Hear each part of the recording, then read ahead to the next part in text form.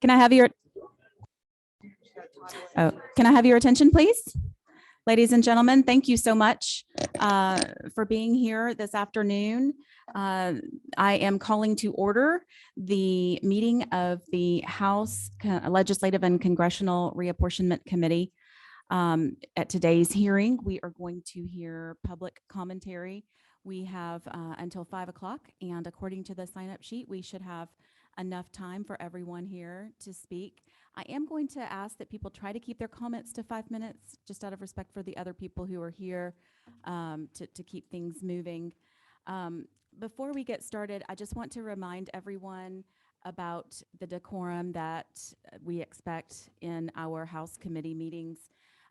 We can't have outbursts, and we can't have people talking out of turn. If you'll notice, we all give each other the time to speak, and we follow the rules, and we require the same for members of the public. And I know that some of you brought in signs, and your signs are mostly small. As long as you don't hold them up and block other people, we'll be okay. I understand also that we have a representative who is going to address us, and I am going to, as is customary, allow him to go first. So Representative Singleton, if you are here. Thank you, Madam Chairwoman. I appreciate the committee's time. I'll try to be brief because there's a lot of people that want their voices heard. As you all know, I'm very blessed to represent District 71 in Coweta County. I've been there for 2.5 years representing them. As you've seen from the maps, Coweta County is suffering a significant change to our community of interest. As was talked about behind the scenes and all through the summer, you know, there's been a lot of attempts made to protect communities of interest, to protect county lines, and to protect incumbency when possible. And what's happening to Coweta County is violating all of those principles. And I wanted to just address the committee. We have some proposed changes. I want to just read some of them on the record. Currently, there are options to change, to preserve those things I mentioned, like county lines, like the delegation, and the voice, most importantly, of our community of interest. Understanding the complexity of what you all do, and we appreciate your service. We know that it's a wildly complex problem set that you had to solve. We recognize that in addition to the two districts, 65 and 67, that I'm going to address, there are 178 other districts that were all equally as complex and difficult, and so we appreciate the complexity of that. But the changes that I'm bringing before you today only affect those two districts. It does not affect the other 178 districts, while taking into account the Voting Rights Act, making sure that we preserve those majority-minority communities and also our county lines and our communities of interest. So our recommendation would be to move PA1, FA1 Alpha, FA1 Bravo, SC4, SC7 Alpha, SC5 Alpha, SC5 Bravo, SC5 Echo, SC7 Alpha, SC13, SC15, SC05 Delta, UC02 Alpha, UC02 Bravo from House District 65. And also in House District 67, so excuse me, those are what would be included. I apologize. Those would be included in 65. And 67 would include Canongate, Fisher Road, Madras, Thomas Crossroads, White Oak, from Douglas County, Boundary Waters, Chapel Hill, Church and Chapel Hill, and from Fulton, CH01, CH02, CH03, CH04, and CH05. There are more details that we could go into. Obviously, the maps are complex, but these recommended changes would do several things. They would, one, preserve the community of interest in Coweta County. They would preserve both myself and Ms. Thomas, the representative from Fulton County, would maintain more of our current precincts in alignment with your rules. And they would also maintain the county boundaries and the community of interest, and make sure that we were in compliance with the law. So I ask that you please consider that. I have noticed, I have had a chance to look at the new maps. I noticed that you guys have made significant changes in several areas of the county, excuse me, of the state, but zero changes at all to my community interest and for our county. I see a lot of people from my county here.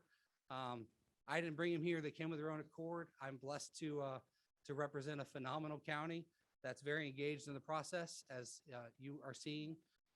They're very engaged. I do ask everyone from my county, only some of which are from my current District 71, many of which who are not.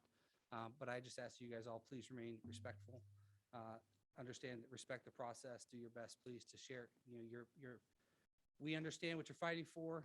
We appreciate you.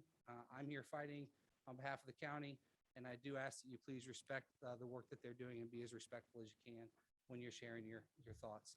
So unless there's any questions, Madam Chairman, I do appreciate the time, and I appreciate what you guys do, and thank you. Thank you, Representative Singleton. We do have a question. See, number 13 is Representative Chairman Abstration. Thank you, Madam Chair. Thank you, Representative. Yes, I was sir. just curious about the proposed changes that you mentioned. Have you had those vetted by legal counsel for compliance with the Voting Rights Act? Yes, we have spoken with legal. I haven't had a chance to, these most current changes, as you know, I just got the map very recently, about 30 minutes ago. So I haven't been able to go back and re-talk to them about it. But I expect that there are some experts on this committee that would be well aware of those requirements. So you did have the proposed changes reviewed. They just as updated today for the map. You haven't had them reviewed currently with your proposal. Is that right? So I have spoken with as many people on this committee as possible to try to vet them and talk with them. Okay. I have gone into the office unsuccessfully several times in the last week to try to get maps and get my ability to sit down and talk to maps, and I have not been able to do that. And what about political data? Did you utilize political data in formulating the proposed changes that you mentioned today? No, primarily we're focused on maintaining the precincts and community of interest. Thank you. Representative Alexander. Thank you, Madam Chair. And I live in Douglas County, so I haven't heard from yourself or Ms. Thompson about any changes or anything. This is my first time hearing about that. And could you mention again what those changes would be? To Douglas County? So the Douglas County changes would be what you have currently on the map for Douglas County that's going into District 67 would be staying in 65 where it currently is.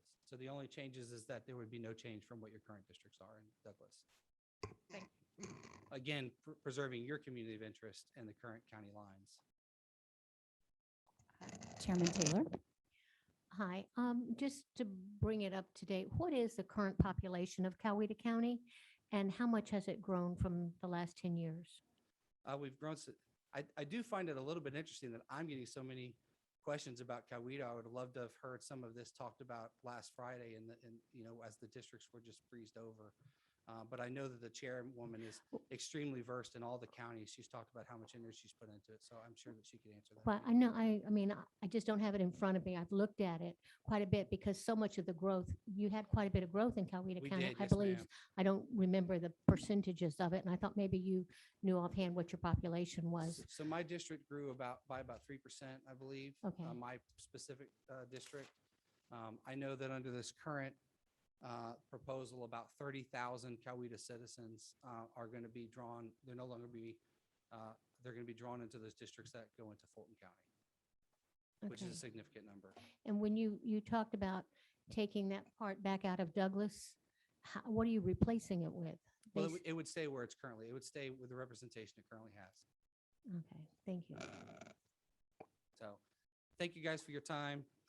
I'm sure you're going to hear from a lot of people, and we appreciate what you do. Thank you very much. Thank you, Representative Singleton. All right, I jumped ahead a little bit.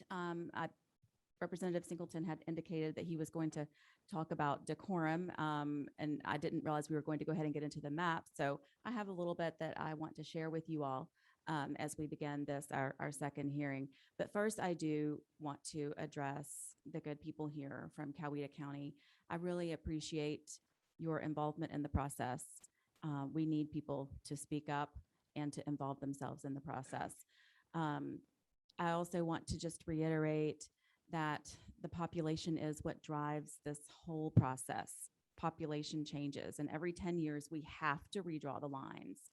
And we have to follow the United States Constitution to make the districts roughly equal to each other. We also have to follow the Voting Rights Act, which is federal legislation. No matter how much anybody here on this committee or in this room thinks that the application is unfair here, this is just not the body that has any authority to change the federal Voting Rights Act. In fact, we're charged with following that. To not do so would be detrimental to the whole process that we're going through here. So I just want you all to know that I appreciate your involvement. I am sympathetic to your plight. You should probably know I have immediate family who live and own in the precincts that are affected in Coweta County. So I know the area very well. My family moved there when I graduated from high school. So that was a long time ago. So this has been kind of a second home for me as well. I understand. And I do have sympathy for your position. I encourage you to reach out to your congressman. I think yours is probably Drew Ferguson. I encourage you to reach out to our senators, Senator Ossoff. Yeah, Senator Warnock. And I'm going to remind you all, just try to maintain some decorum, okay? I don't want the Capitol Police to have to remove any of you. So please don't talk out of turn. No outbursts, okay? All right. So before we get started hearing from everybody else, I'm not going to make you sit here very long, but since we introduced the maps, there have been some small changes that people have been working on, that we've been working on in the reapportionment office. I want to direct your attention. Gina, did you want to, thank you. We have Gina Wright, the executive director of the reapportionment office, is here again. She knows this state incredibly well. She knows it all the way down to the voting precinct names, which really impressed me.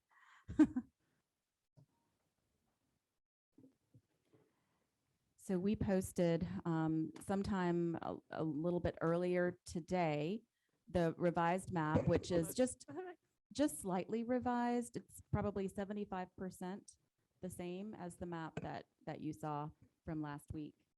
So I just want to highlight the major changes.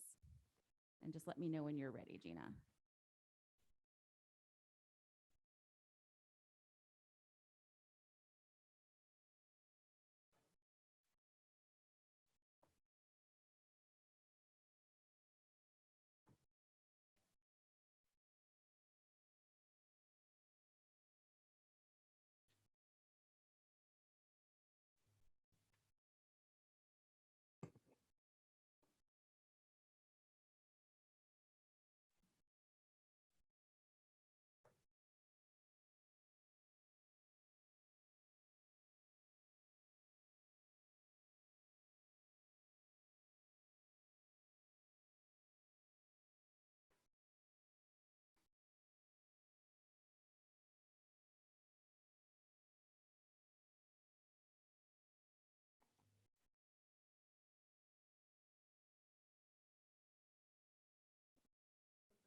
Okay.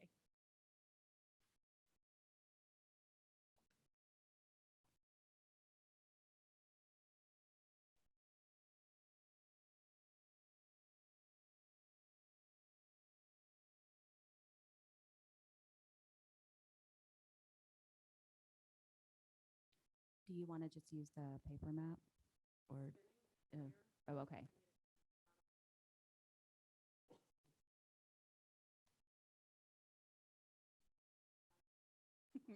I'm sure it is.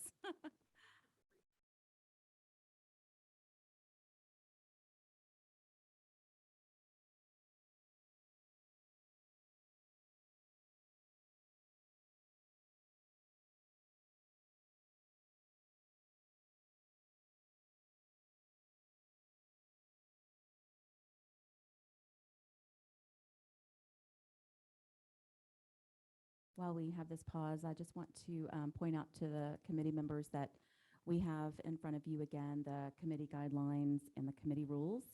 We also, well, Molly Aziz, our policy analyst for the committee, has printed out for each of you the public comments that have been posted on our portal since we met the last time.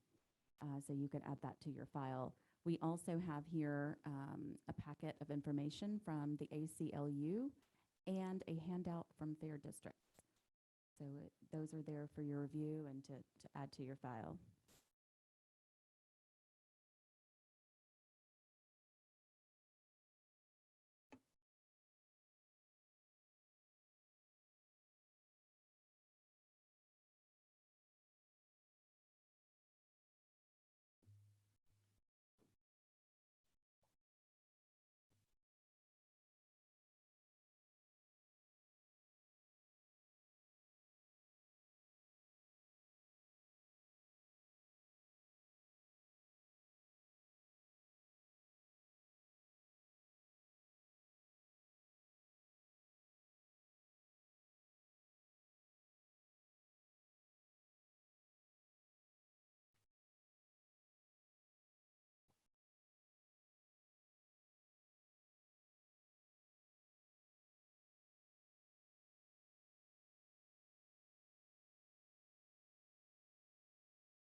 Gina, we have paper copies of the whole state, and then I'm told that the metro is right under that. You probably are responsible for getting those here, so you probably knew that. We can, there, okay, we can just operate from those for now. And then these maps are also located on the reapportionment website.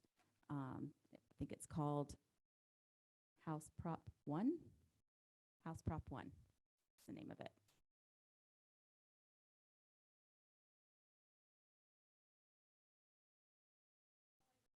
Okay, all right. All right. The first area I want to talk about is actually the metro.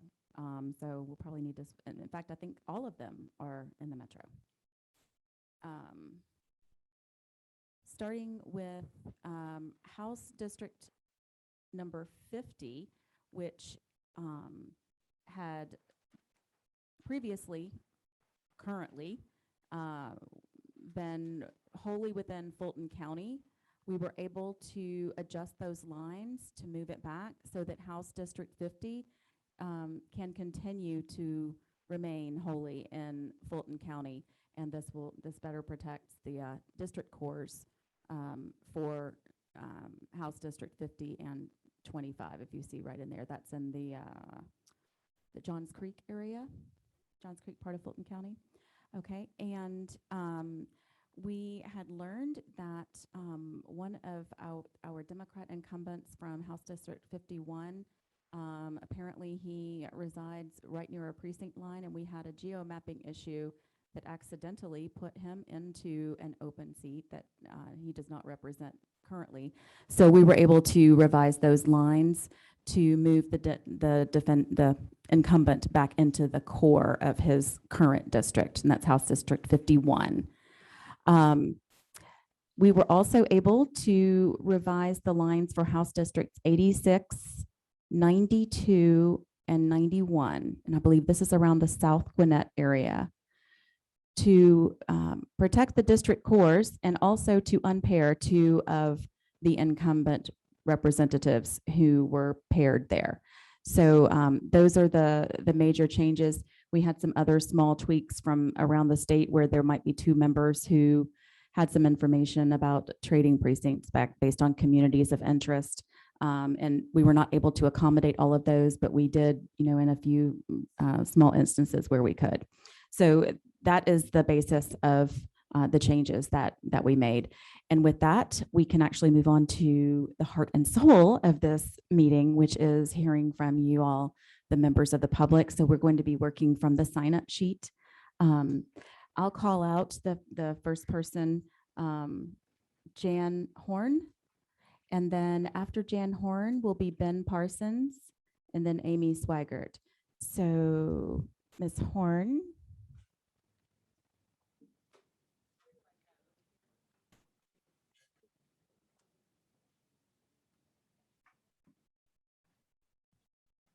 Also, I have been advised that we have an overflow room in room 415, which is if you turn right out of this committee room and follow the hallway around past the main elevators, it will be down that way, and there are a couple of people in there. And Ms. Horn, with that, you can have the floor. Well, I want to say first, I understand how difficult what you guys are trying to do. I had to schedule 250 baseball games for a year, and it's not easy, to be fair. It's really not. I totally understand that. But if I had scheduled one team to play every Saturday morning at 8 o'clock in the morning, they'd say, you need to go back and fix it. For a Republican group, there are 13 Republicans to gut Coweta County the way that we've been gutted. And for the Democrats to come up with a better map for that area, I wonder about the party that I'm involved in. Mr. from Chatham County, Gilliard, was awesome Friday. How he represents his people. I don't feel that. Lynn Smith is our representative in Coweta County, sitting on this board, and we don't hear anything about it until the night before. I'm really glad she said that she supports us. It would have been really great to have heard from her earlier, so we could have been better prepared. I'd like for our data expert to finish my time, please. Before you yes. leave, Ms. Horn, I neglected to ask you that if you would please state your name and the county from where you reside. I'm Jan Horn, and I'm from Coweta County. Thank you. Yes, thank you, Brant Frost, Coweta County. Real quick to answer the question about population growth, our county has grown from 127,000 people to 146,000 people over the past decade, representing a growth of a little over 10%. I would point out also that a large percentage of South Coweta has been pulled into District 132, now 134.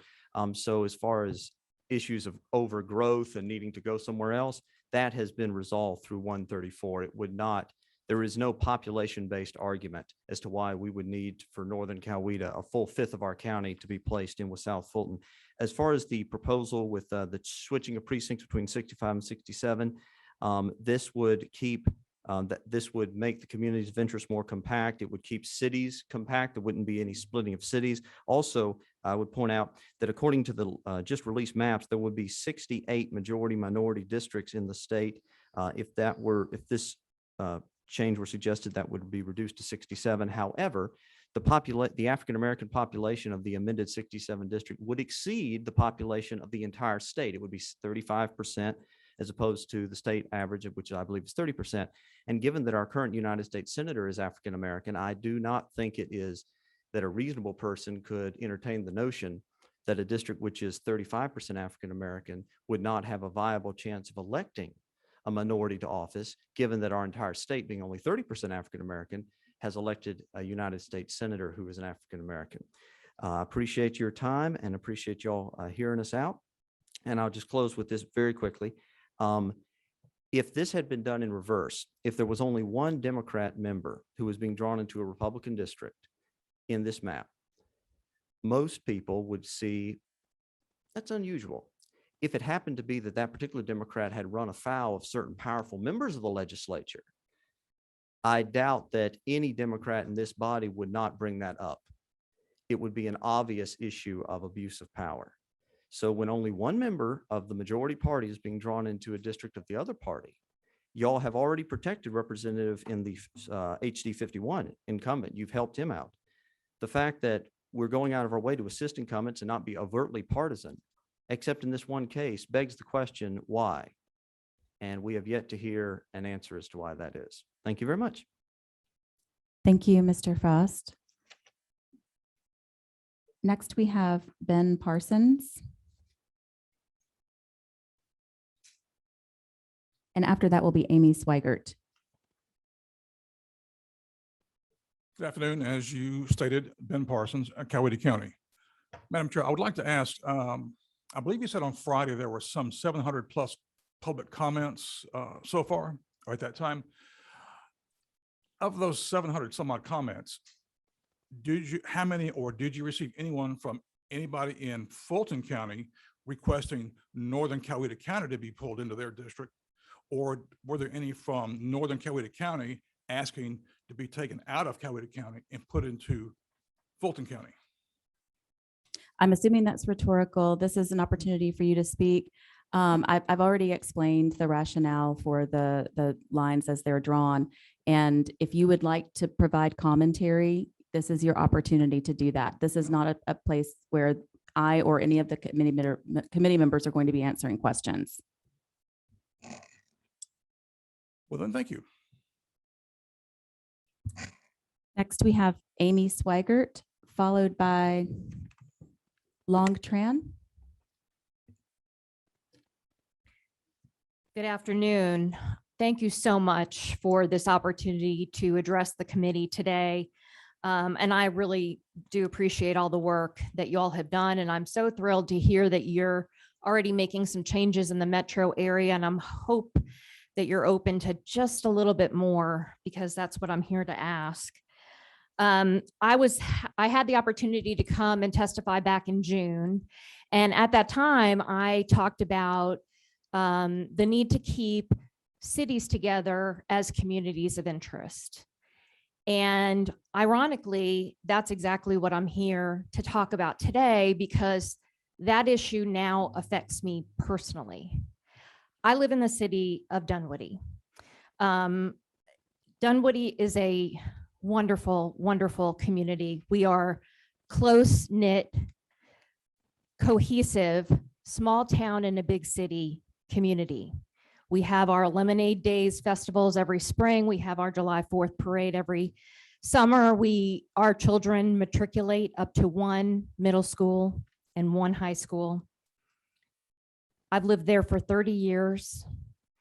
I've raised 2 daughters there. I've served the community. I've served on the Homeowners Association, the Dunwoody Homeowners Association Board. I've served on the most recent Charter Review Commission. But if the committee maps are passed, I will no longer have a vote in my community as to who represents the vast majority of my city in this body. The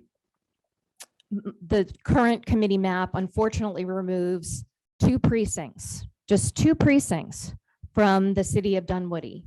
One of them happens to be my precinct, and the other precinct happens to be the mayor of Dunwoody's precinct. So if the committee maps are passed, the mayor of Dunwoody will no longer have a vote in who represents the majority of her city and who she will be working with in this body. And she would be here if she could. She unfortunately couldn't make it. She happens to be a friend of mine. That's how close-knit community we are. And so I want to ask you all to please reconsider. Dunwoody's population is about 52,000, which is well under the ideal size of a House district. I really want to be able to vote for who represents my community that I spend so much of my time and energy in. There are 7,000 Dunwoody residents who probably would feel the same way if they paid attention the way I do. So I just want to ask you all, please don't take away my vote. Please don't take away the vote of our mayor. And please keep us whole as a community. Thank you very much. Thank you, Ms. Swigert. Next, we have Long Tran, followed by Suzanne Brown. Good afternoon, committee members. My name is Long Tran. I also reside in Dunwoody, DeKalb County, and I'm going to keep my comments brief since Ms. Swigert covered a lot of what I wanted to say. I've lived in Dunwoody for a little over 10 years now, and as long as I've known during my time there, we've been one community with one representative for us. And I chair a Boy Scout or Cub Scout pack, Pack 477, and we often meet with our local city council and our state rep. And this adds a strange dynamic when we as a pack talk about being united as a community and focused as one community. And this presents a division that we have to explain to our younger generation. And I think it's not needed when our population has not grown to the point where it's justified in providing 2 state reps for one city. I really, Dunwoody is very tight knit. I live over on towards the east side near Tellymill and 141, but I coach, I chair the Cub Scouts, and that's all over Dunwoody. We all work together as one community. So I strongly urge you to put Dunwoody back together as one community with one state representative. Thank you. Thank you, Mr. Tran. Next, we have Suzanne Brown, followed by Carrie Cook. My name is Suzanne Brown. I live in Peachtree City. Fayette County is a wonderful place to live, but Peachtree City is really the gem as far as I'm concerned. No offense to my friends from Fayette County. But the plan that you have here is going to take our little city and divide it up between 3 different house districts. That's just ridiculous. We only have about 30,000 residents, but you're cutting the north half one way, the center part another way, and a little teeny part on the bottom. Somebody turn me off. Okay, a little teeny part on the bottom is going to be in a district that goes all the way over to Stockbridge. What are they going to have to do with anything going on in the southern part of Peachtree City? Nothing. I really feel like the plan you have right now is going to be a loss of voice for so many parts of Peachtree City by throwing us into districts that have a majority population that are completely different from our own. Peachtree City just had a municipal election. We had 34% of the people show up to vote for the mayor and city council. That's pretty good when you look at the numbers of some of the other areas. I want to know, why does the Democrat plan do less damage to the Republican areas than the Republican plan? I really like to know. If this committee is controlled by Republicans, why are you doing so much more damage than what the Democrats proposed? I would really like to know that.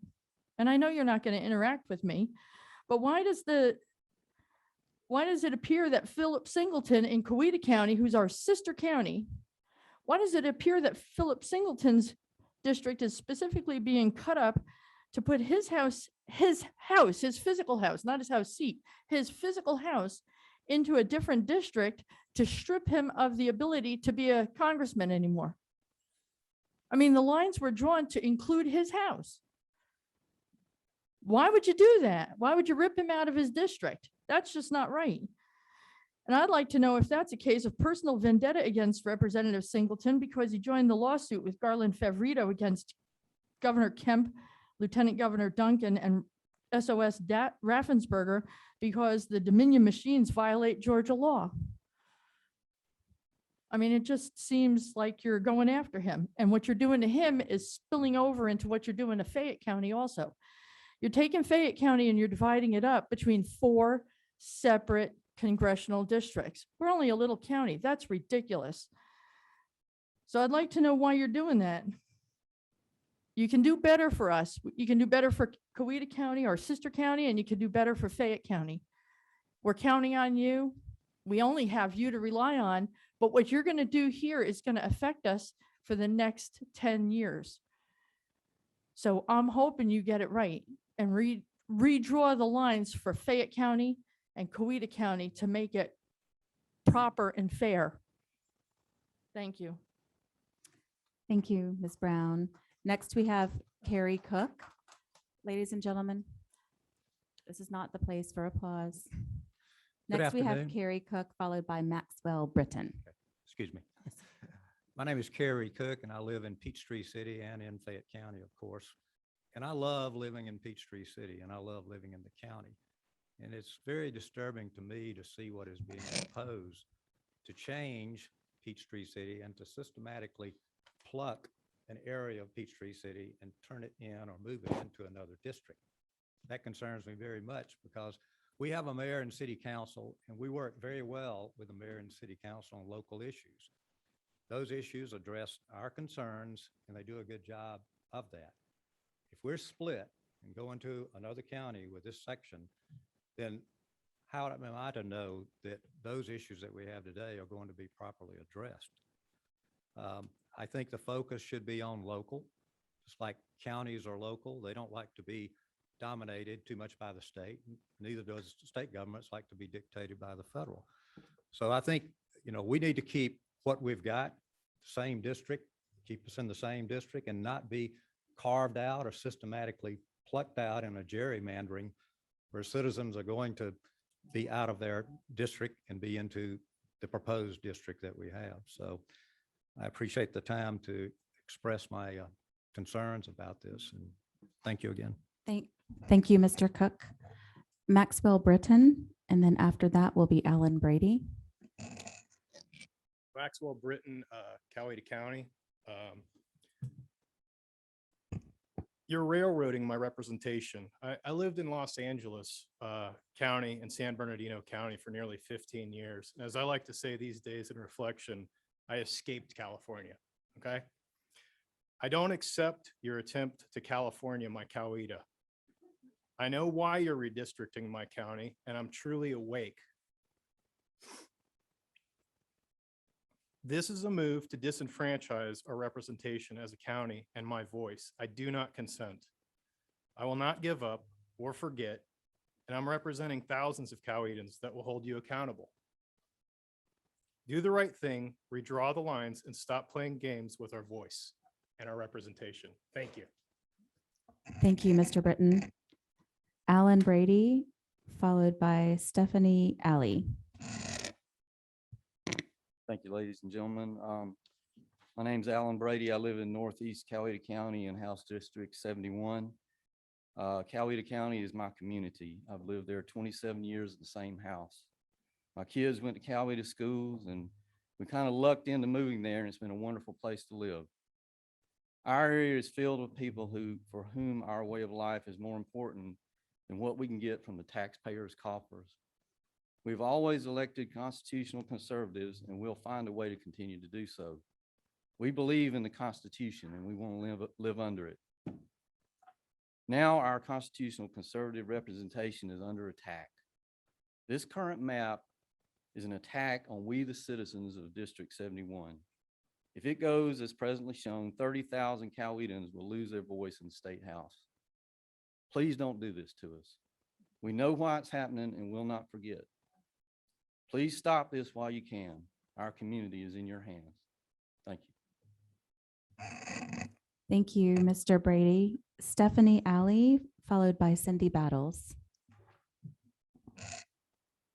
Hello, my name is Stephanie Ali. I am from DeKalb County, but not Dunwoody. So I wanted to first thank you, Chairwoman Rich, for the decorum in this meeting. It's a nice breath of fresh air after the Senate, let me tell you that. But that being said, I, along with the hundreds of thousands of Georgians represented by the New Georgia Project, where I'm the policy manager, am still appalled by the speed at which these maps are being put through, as well as the disjointed and unpublished guidelines being used to create them. And I'll talk about that in a second. So the New Georgia Project respects that the delays in receiving census data have placed some pressure on the completion of these maps. But those delays were a result of unforeseeable pandemic, as well as partisan meddling in the Bureau's affairs. You said yourself, Chairwoman Rich, on Friday that the public was able to give their input over the summer during hearings that were held across the state, and that the maps were at least partially a result of that input. So with that, map making shouldn't be as much of a concern because people were heard. But we all know that that isn't the only thing that's needed. This is like saying that you talk to an architect about building your house and then you just never check back in with them until you move in, and then you find your house doesn't have bathrooms or like a level floor or a stairwell that goes anywhere. We deserve, as the people who are going to live in these districts and live in these homes, to have input, not just at the beginning of the process, not just throughout, but at the end when we're seeing these maps for the first time and fully. We're going to live here for 10 years, as our friends from Coweta pointed out. So we need to have input before they're finalized.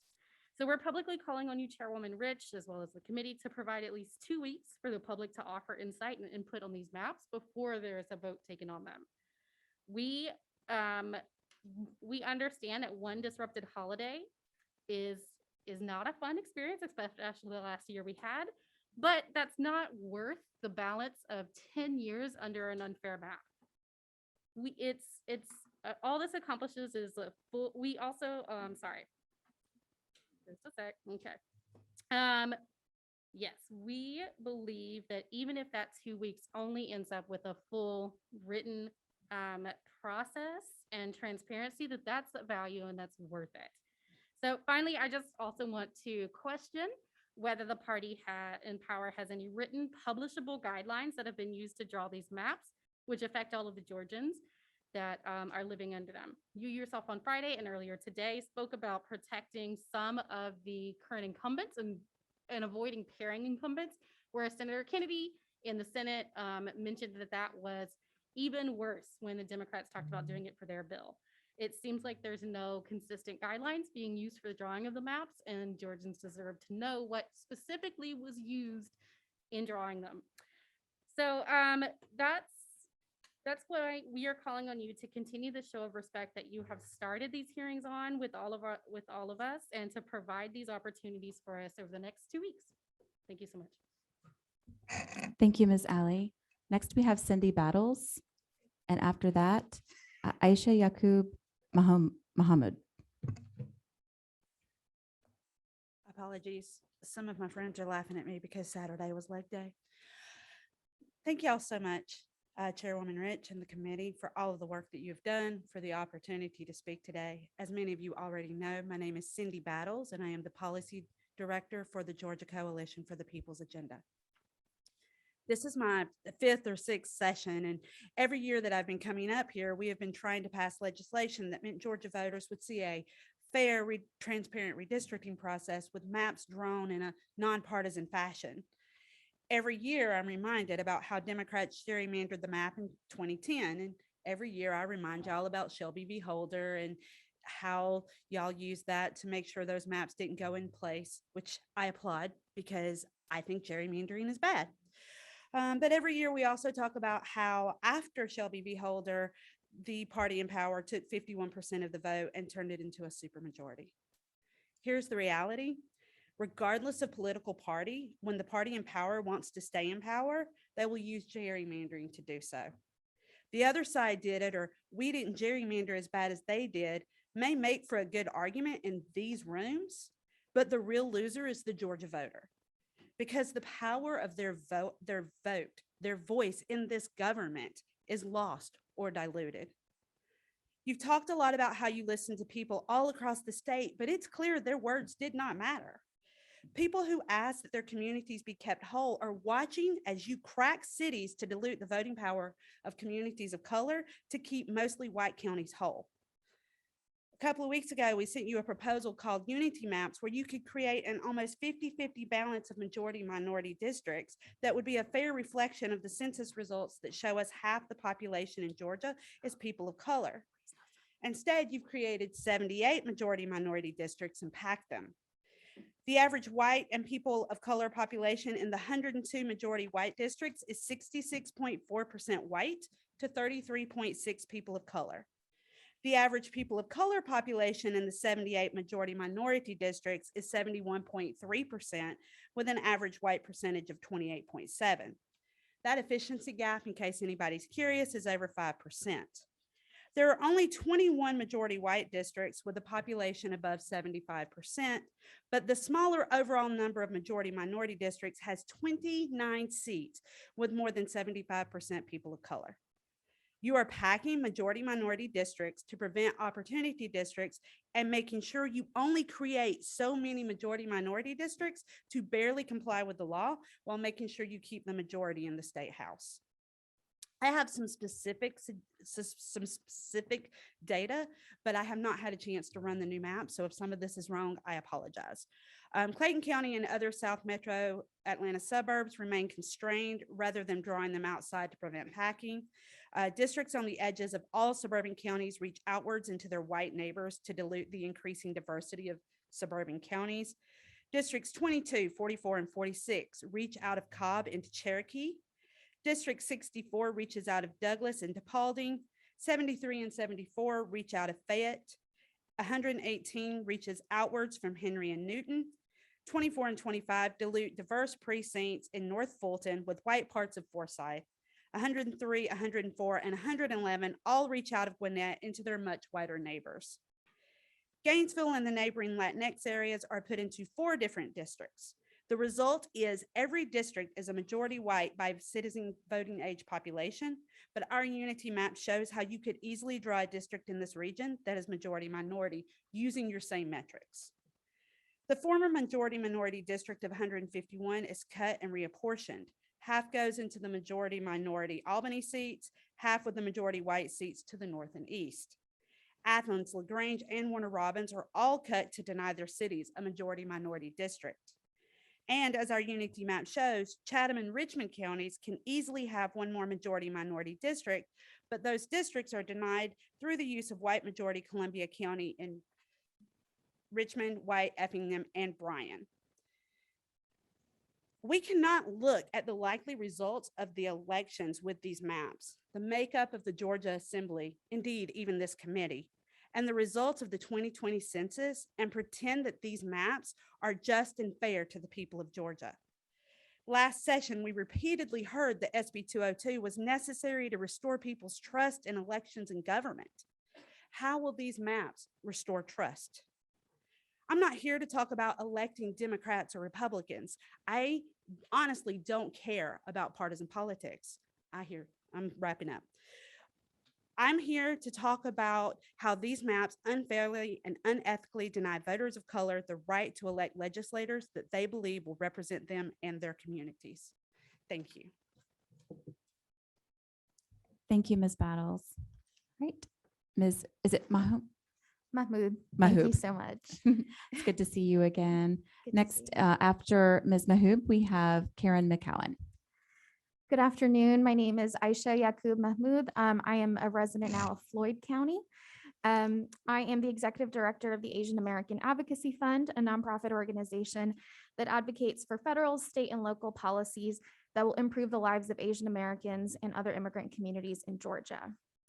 Thank you to the committee chairwoman for allowing public testimony today.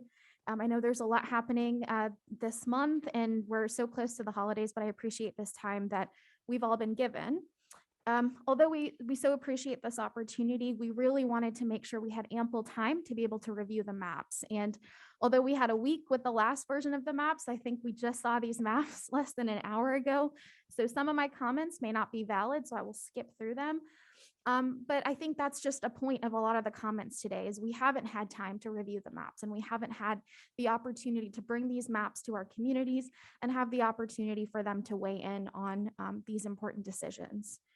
Now, as you know, with 180 districts and millions of Georgia voters that will be impacted, 1 week, let alone an hour, is not nearly enough time for us to accurately dissect and determine the impacts of these maps.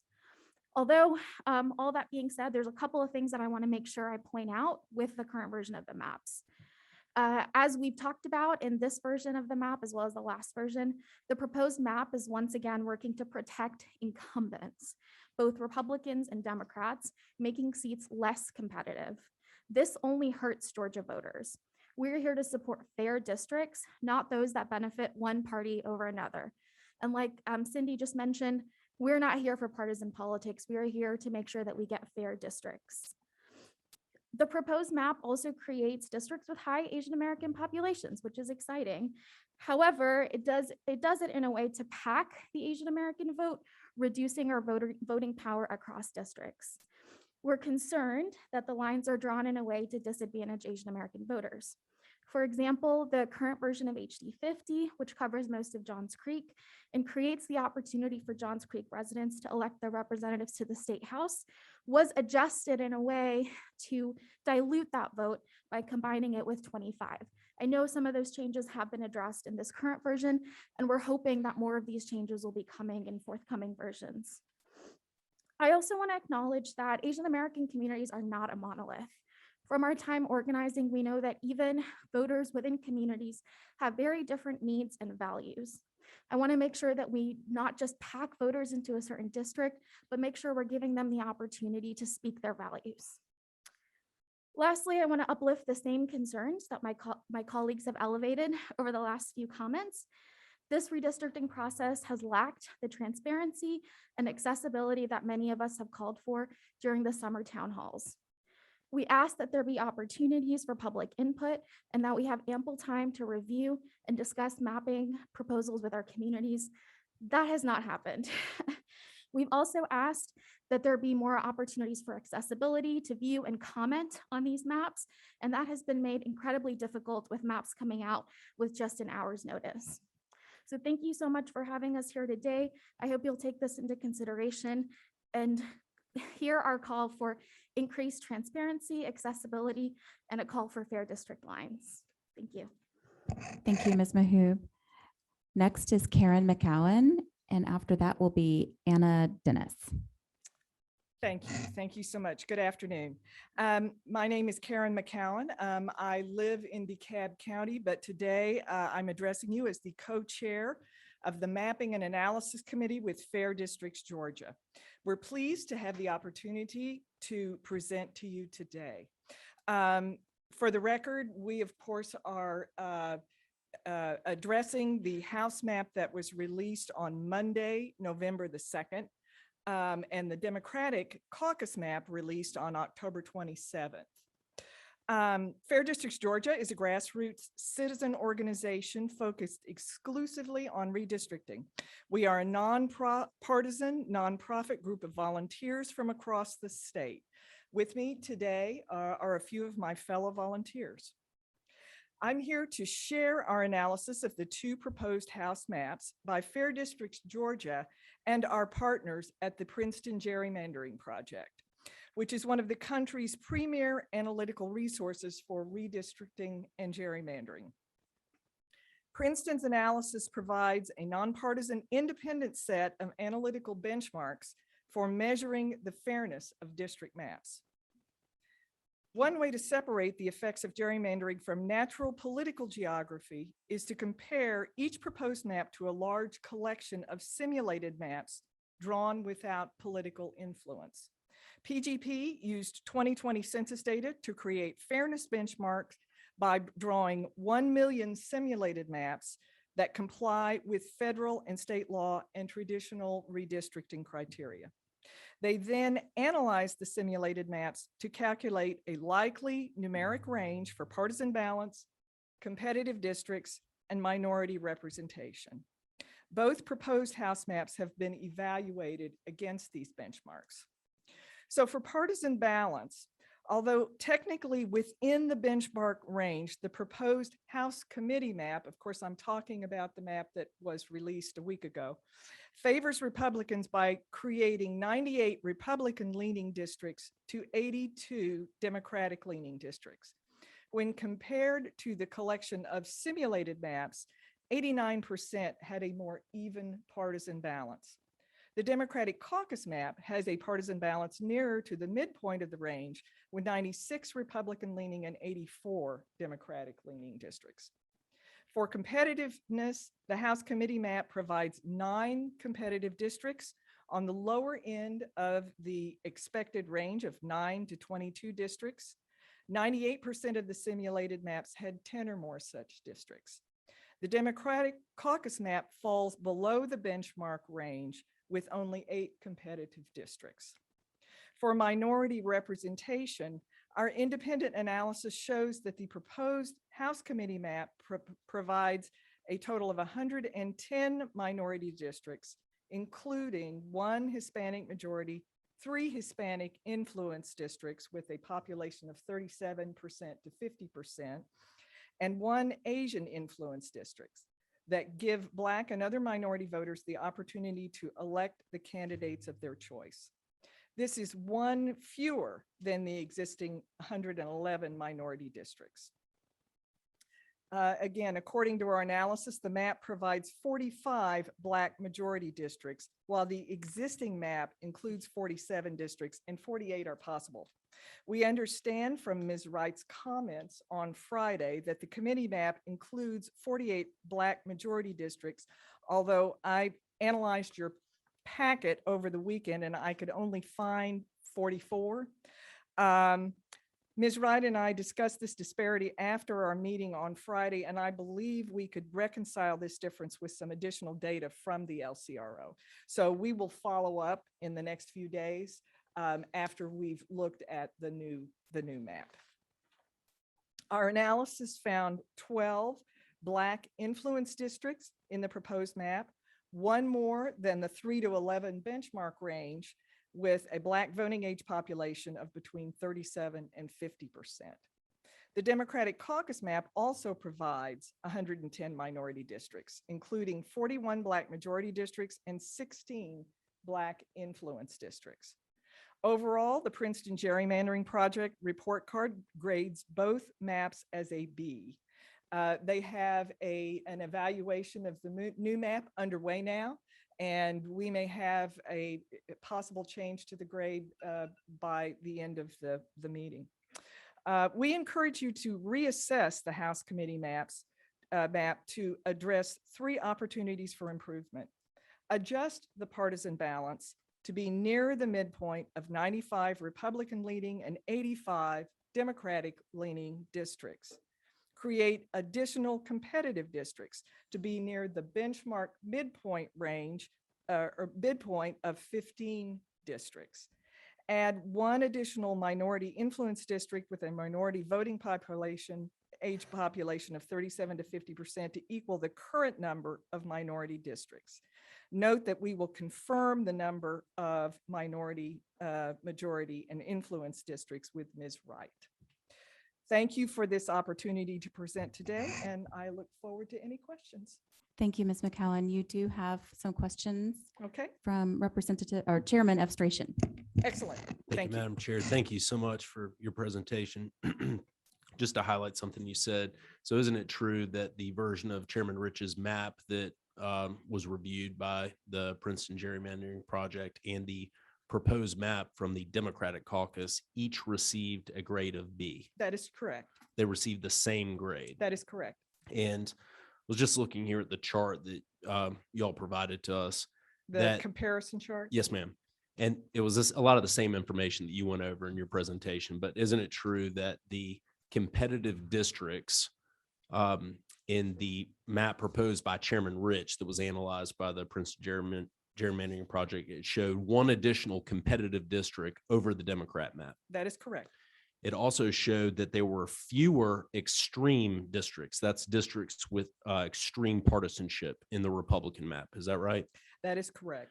And finally, that the Republican map included more majority minority districts. Is that right? Yes, All right. it is correct. Thank you, ma'am. Thank you. I don't see any other questions. Thank you so much. Thank you. Next, we have Anna Dennis, followed by Vasu Abiraman.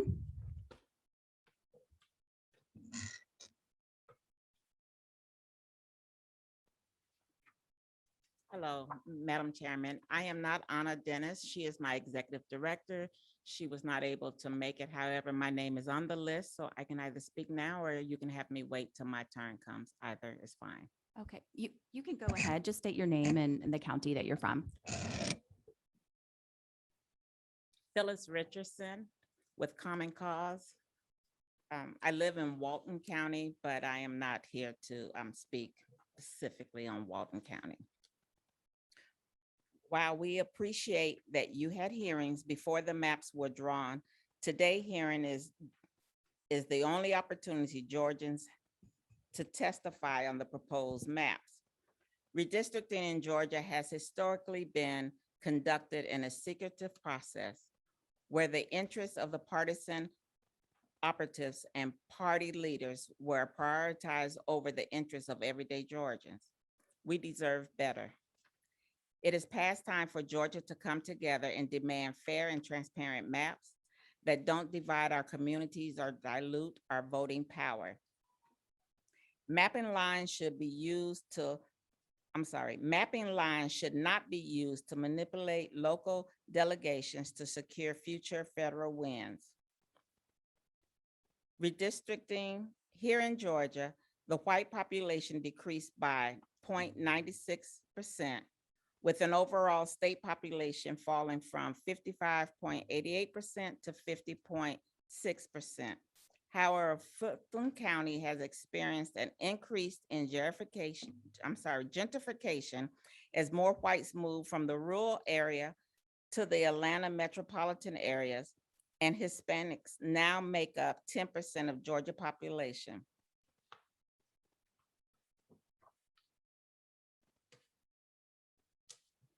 For the purpose of this testimony today, given the short amount of time available to analyze, Common Cause focused on general statewide concerns, along with a deeper understanding of how the proposed district lines impact our cities, Lawrenceville, Stonecrest, Noonan, and Fayetteville. In each of these cities, district lines divide up the cities and the communities contained within. These divisions will immediately impact not only the voting experience of Georgians in those communities, who they can vote for, where their polling places are, but will also impact the representation and resources available to them. First, compliance section 2 of the Voting Rights Act of 1965 is a legally mandatory minimum when adopting new maps. Achieving VRA compliance requires the jurisdiction's use of racial data and previous election results in order to conduct a racially polarized voting analysis. We strongly encourage the Georgia General Assembly to make their results of this analysis public. Second, we are concerned about the impact of splitting voting precincts on election administration and voter experiences. As you know, when a precinct is split into multiple districts, election administrations become more complicated. Voters may be confused about which districts they are in, which leads to a slower processing time and longer lines. At its core, the purpose of redistricting should be to ensure that every Georgian has an equal opportunity to elect the candidate of their choice. This means that, among other things, districts must be honestly equal in population, comply with the Voting Rights Act of 1965, and keep communities whole as much as possible. As it relates to Lawrenceville, Lawrenceville is the county seat of Gwinnett County and generally considered a suburb of Atlanta. It has a population of approximately 30,000 people. As you can see from this map, and we're referring to the map that was previously, it is split into 4 Senate districts. This means that people of Lawrenceville may struggle to have full representation since it makes up the only small part of each of the 4 districts. In addition, District 105 is currently extending into Hall County, and the community of interest is not in Hall County. Of all the examples, I'm sorry, I missed one, sorry. Stonecrest is relatively a new city, which was incorporated in 2017. It is located in the southern part of DeKalb County and has a rapidly growing population. The vast majority of the population in Stonecrest is Black. As you can see from the map, the proposed house map divides the city of Stonecrest into 4 separate districts. This is especially concerning given the majority Black population and the fact that the city itself was founded to ensure that the interests of the people who lived in this previously unincorporated area. Noonan is a city in Metro Atlanta area and is the county seat of Coweta County. Hello, Coweta. With a population of over 42,000. As with our other example cities, it is split into 2 separate House districts, District 70 and 73. Of all the examples that we looked at, Fayetteville is the most concerning. Redistricting works best when people, not political operatives, are at the center of the process. That is why it is essential that there are accessible opportunities for meaningful public input into all the local redistricting process. And every Georgian pays attention and participate in the local and state redistricting process. But all things are not equal. In significant parts of Georgia, people lack access to broadband internet. Not only does it make it incredibly difficult to undertake basic life tasks such as scheduling health appointments, but it limits their ability to participate in hearings like the one we are having today. As you know, The maps that are Ms. drawn. Richardson, I'm going to have to ask you to wrap up. You've gone a good bit over your 5 Okay, I'm minutes. sorry, I didn't hear the bell. Okay. So with that, I will just say that we strongly encourage that the Georgia General Assembly to commit to fair, transparent, and community-driven maps to protect communities of Black, Latinx, AAPI, Indigenous, and other communities of color. Thank you for your time. Thank you. Next, we have Vasu Abraman, followed by Hannah Gebrselassie. Thank you, Chair Rich and esteemed members of the committee. My name is Vasu Abhiraman. I'm Senior Policy Counsel with the ACLU of Georgia. We fight for the civil liberties of all Georgians. I'm here to describe something in the packet. Thank you, Chair Rich, for including that into everyone's folders. To describe a specific situation in that packet that I believe represents at the very least probable cause that an oversight was made in the drawing of these maps. If you'll indulge me in some quick personal history. You see, I'm a Georgia native. I actually live in Dunwoody now. I'll leave the Dunwoody issue to other folks for now. I grew up here and was here in 1995 and 1996. I was sad to miss the Braves Parade for the Senate hearing and the following House hearing, but I think it was compensated for by all the nostalgia that I got for 95 and 96 when, of course, the Braves won the World Series. And then the very next year in 96 when Georgia and Atlanta hosted the Olympics. It felt like Georgia was the center of the universe, especially for a kid. I was fortunate enough that summer to tour the Olympic Village where all the athletes were staying, met a number of them. We'll never forget those memories, very cherished memories. And I do remember at the time wondering what's going to happen to the Olympic Village and to the Olympic Stadium. We know the Olympic Stadium turned into Turner Field, and then the Olympic Village, here's what happened after that. Georgia State ended up housing a number of its students in the former Olympic Village. I ended up in undergrad at Georgia Tech living on East Campus. And what I always thought was interesting was that right across from North Avenue, about 25 yards from where I lived, were Georgia State students. Now, this situation has changed. And unfortunately, I don't believe that has been taken into account with these maps. You see, the Georgia State Village is now North Avenue Apartments. It's a part of Georgia Tech's campus. It's student housing on Georgia Tech's campus across from North Avenue. There's a dining hall on campus called the North Avenue Apartments Dining Hall. Yet, here's what the current situation is. Right now, there's a line between Senate District 39 and 36 on North Avenue that actually segments the students who live on campus at the North Avenue Apartments from the rest of Georgia Tech's campus. So here's what happened last week, less than 1 week ago. If you lived there, you had to vote at the Center for Civil and Human Rights. Whereas if you lived anywhere else on Georgia Tech's campus, you got to vote at First Center, which is in the center of campus, which means two classmates may have shared the same schedule, and yet one would have been able to vote between classes and the other would have to have gone a mile away. And I'm guessing a lot of those folks didn't do that. The capacity at North Avenue Apartments is 1,996 students. I do believe that this was probably a good faith oversight in the process. Unfortunately, these house maps make it worse.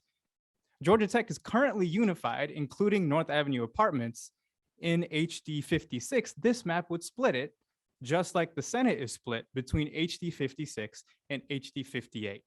It's taken a bad situation and oversight, again, a good faith oversight, I'm sure of it, and made it worse. There's no partisan balance at stake with that change. Would 100% recommend that change as an alumnus and the other changes that we have laid out in our one campus, one district packet. So please take a look at that. And with that, would ask that all of you understand that this public feedback period that we have now, it's materially different from any other public feedback period during this process. To act like the earlier town halls or even the time after the census numbers came out was good enough is like telling an editor to send suggested edits for a piece of writing without having seen the writing that they're trying to edit.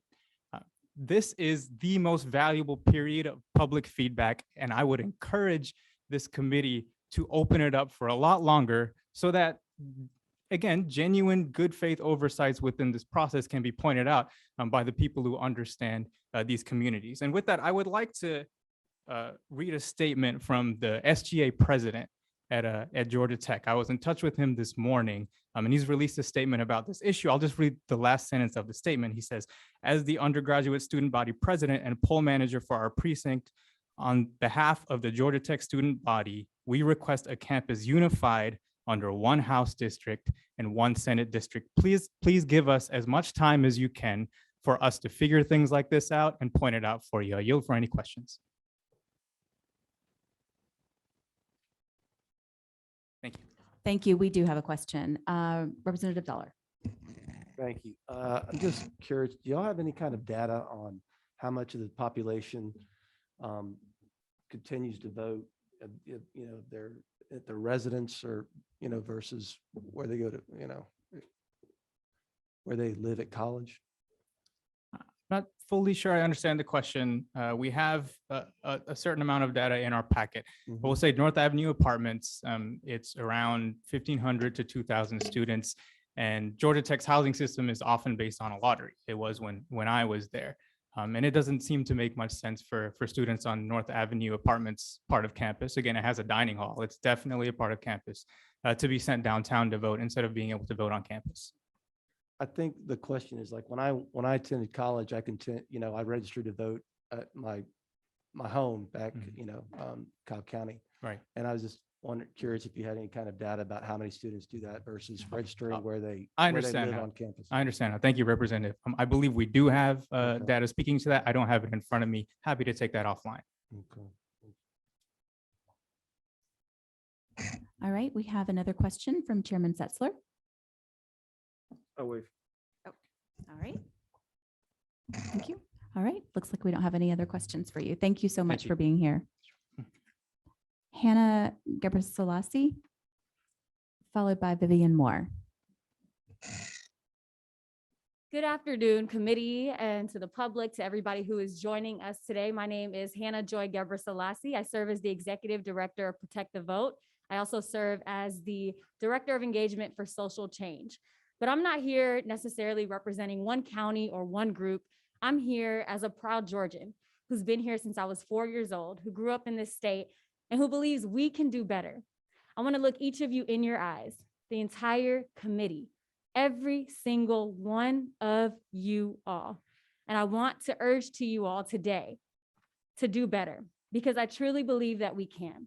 We've seen how this process has been rushed in a way where the people of Georgia aren't able to really express their concerns around this new map, around the new maps that have been drawn. We saw what happened in the Senate. On day three, they passed this version of a map that we didn't even get to fully understand because it was a substitute version. That doesn't reflect transparency. That doesn't reflect authenticity. That doesn't reflect efficacy. Where is your moral compass? And I want to ask each of you today, how can we work together to truly create fair and transparent maps? And I believe we can, but it's going to take work. It's going to take not just listening to us, but really bringing us into the process. We've heard concerns today from both sides, from Democrats, from Republicans, from people who don't even necessarily represent a party, about their concerns around splitting up some of these communities into 4 districts. Stonecrest, have you ever been out there? We were just out there last week, making sure that people knew where to vote. And I can tell you that it is not the biggest community in Georgia, but it certainly is a powerful community made of Black voters and people from across the world. Splitting a district like that into 4 communities does not make sense. And I think that's just common sense and understanding that we can fix situations like that by making sure that we are playing a fair and accurate role in this process. I want to encourage you, I want to urge you all to take more time in this process. We don't have to pass this on day 4, day 5, day 6. We can take time. We have the rest of this month to really think through this. This is a process that affects us for the next 10 years and beyond. Some of you have children, some of you have grandchildren, and maybe even great-grandchildren. And what you do today is going to be what determines the outcomes that will affect all of our children in the future and the many, many decades to come. So I want to keep it brief today, but I really want to urge you to take into consideration what people like Fair District Georgia is providing, ACLU of Georgia, these organizations who have spent day in and day night to come to the table with fair assessments for you all to not just consider, but to really implement in this process. We want to ask you to take this into consideration, to lead with integrity, to lead with fairness, and to lead with transparency. We saw this year how Governor Kemp signed SB 202 behind closed doors in a fashion that was not representative of what Georgia stands for. Let's not repeat that. Let's not make this another SB 202 signed in privacy, behind closed doors, and secrecy. Let's do this the right way. Let's make sure that Georgians are being heard and incorporated in this process. You all do have the power to do that, and it starts right now. Thank you so much for your time today. Thank you. You actually have a question? Chairman Setzler? Thank you, Madam Chair. Appreciate your presentation today. As we talked about the principles that went into this process, we went around the state, as you well know, and took lots of feedback and have incorporated that. Would you agree that among those principles, being mindful of competitive districts should be part of our principles? Being mindful of competitive districts, Yeah. what I would say is being mindful of districts that reflect the values of its people. Right. Don't select also- the politicians for the people, allow the people to select their politicians. For example, having a fair number of majority minority districts, and a fair number of black majority districts, those are important principles, I would presume. Principles that reflect the people. So if we are giving spaces of communities that have a certain demographic that are communities of interest will vary, right? Depending on where you are in the state. Looking at them closely. There's no one or right way to analyze what you're asking, but I would love for you I all would to. agree with you completely. And having taken that into account, as Chairman Administration highlighted before, the gerrymandering project by Princeton University has looked at the maps that were done, that have been carefully deliberated and thought through based on those principles. And given the score of the map that you're looking at right now at B, and the score of the Democrat caucus map of B, both pretty doggone good scores relative to what could be expected. So the premise that we need to drag this out weeks and weeks and weeks and weeks and weeks to somehow make it better, a lot of work's gone into these maps, and I think we've got proof positive here. The maps before you are solid maps that incorporate the very principles that you're talking about and are being voted on here. And appreciate your questions. Let me just add this final point. Certainly appreciate you bringing up those points and also the hard work. We know this is not easy. Y'all have been on the ground. Y'all seen us testify at many of these hearings. This map was released 30 minutes before this meeting today. We need more time. We need to assess this in a way where we can fully understand every district from top to bottom, left to right. And Madam Chair, I would remind the lady, what you're asking for is exactly what's represented in these maps. These maps were released, and based on the feedback we've gotten in committee, based on the feedback we've gotten over the last several days, they were incorporated in the maps that you see before you. So what you see before you has all of the changes that Madam Chair highlighted to you that have been based on the feedback that we've gotten from citizens of Georgia across the political spectrum. Well, why don't we just give it another 2 weeks to ensure that that truly is the case and that everyone in this room and across Georgia feels comfortable in exactly what you're saying. Appreciate your passion. The very thing you're asking for, though, have been incorporated into these maps and are shown here. And So- I appreciate you sharing that. How about we allow Georgians to get a view and a stronger hold of what that is so we can all feel as strongly and passionately about it as you do. Thank you. Thank you. Next, we have Vivian Moore, followed by Brittany Jones Chikura.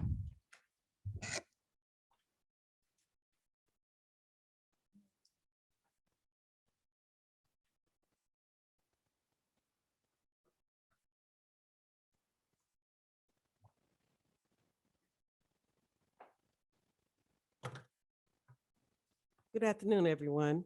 I'm Vivian Moore. I'm with the Georgia NAACP, and I'm here today just to say that we also would like to have more time in terms of trying to really look at the maps, and we hadn't had enough time to review them. I understand that maybe you have included, but we won't know that until we actually have reviewed them for ourselves and really looking into details of them. Well, the NAACP have been in the state of Georgia since 1917, and we have a really good hold on all of the rural areas. So one of the things that we are really concerned about is that between 2004 and 2020, registered voters of color increased in Georgia from 29.8% to 38.3%, with steady increases throughout the period. Georgia districts where Black registered voters are 40% of the total population registered, where voters of color are 50% more of the total population, also always elect the candidates of the choice of registered voters of color. Whereas districts where white voters comprise at least 55% of the registered voters, white voters also always elect the candidate of their choice of white voters.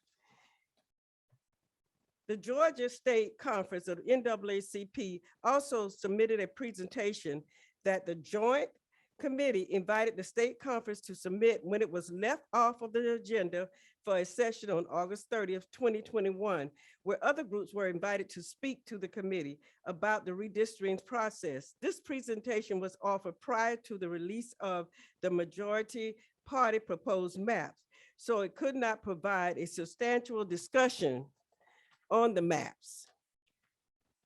Also, we are joined in unity and partnership with the People's Agenda, also the Urban League and Galileo. And so we all came together to submit a unity map. Now that map has been given to all of you, and if you haven't, we will make sure that you get it. The Georgia Unity Map demonstrates that the creation of redistricting plans where Georgians of color have equal opportunity to elect candidates of their choice, and if that is possible without partisan or racial gerrymandering.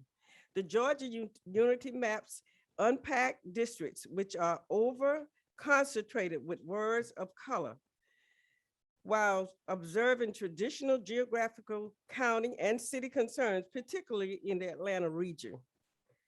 So redistricting plan released by the House Majority Party on November 2nd, 2021 dilutes the voting strength of the Georgia voter of color in violation of Section 2 of the Voting Rights Act and illegally gerrymandering districts by cracking and packing populations of Georgia of color in an effort to prevent them from electing candidates of their choice. So these are our concerns, and we hope that what you will do is to make sure that the maps are fair for everyone, fair for the future, fair for all, and also there is no racism in what you're trying to do. I know that it's hard work, but you know, in order to get what you want, you got to have hard work. Nothing comes easy. So please keep in mind that we as citizens want to make sure that it's fair for everyone in every category of the state of Georgia. That is all I have to say at this time, and I thank you so much for allowing me this opportunity. Any questions, anybody? Thank you, Ms. Moore. I don't see any questions. Thank you for being here. Mhm. Next is Brittany Jones Chukura, followed by David Garcia. Hi, thank you for having me. My name is Brittany Jones Chukura, and I am the Director of Operations for Protect the Vote GA. I will start out by cutting straight to the chase. This is not what the people of Georgia want. We want fairness to be involved in the process as well as represented correctly.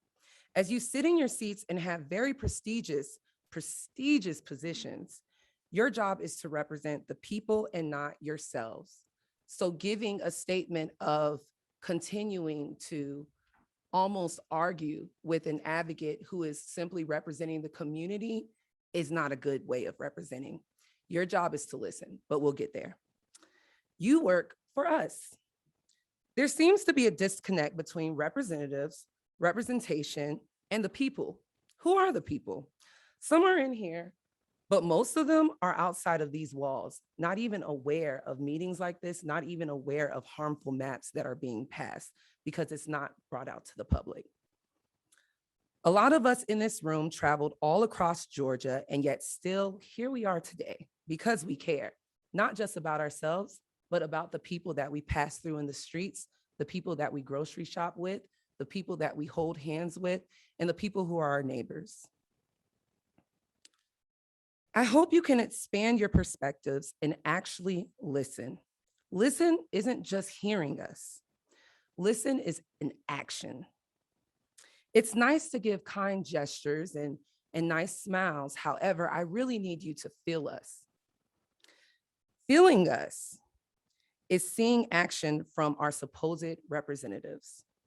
Feeling us is stopping with the bias expired, honestly. I mean, it's been decades of this, you guys, and you've heard it all. How many times are we going to be here?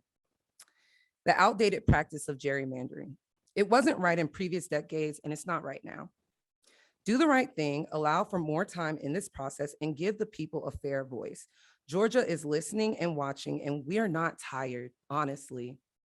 See you again soon, but I hope that we can have more of a further conversation on how we can include the community and have more representation. Thank you. Is there any questions before I step away? You don't have any questions? Okay. Thank you. David Garcia, followed by Julie Bolin.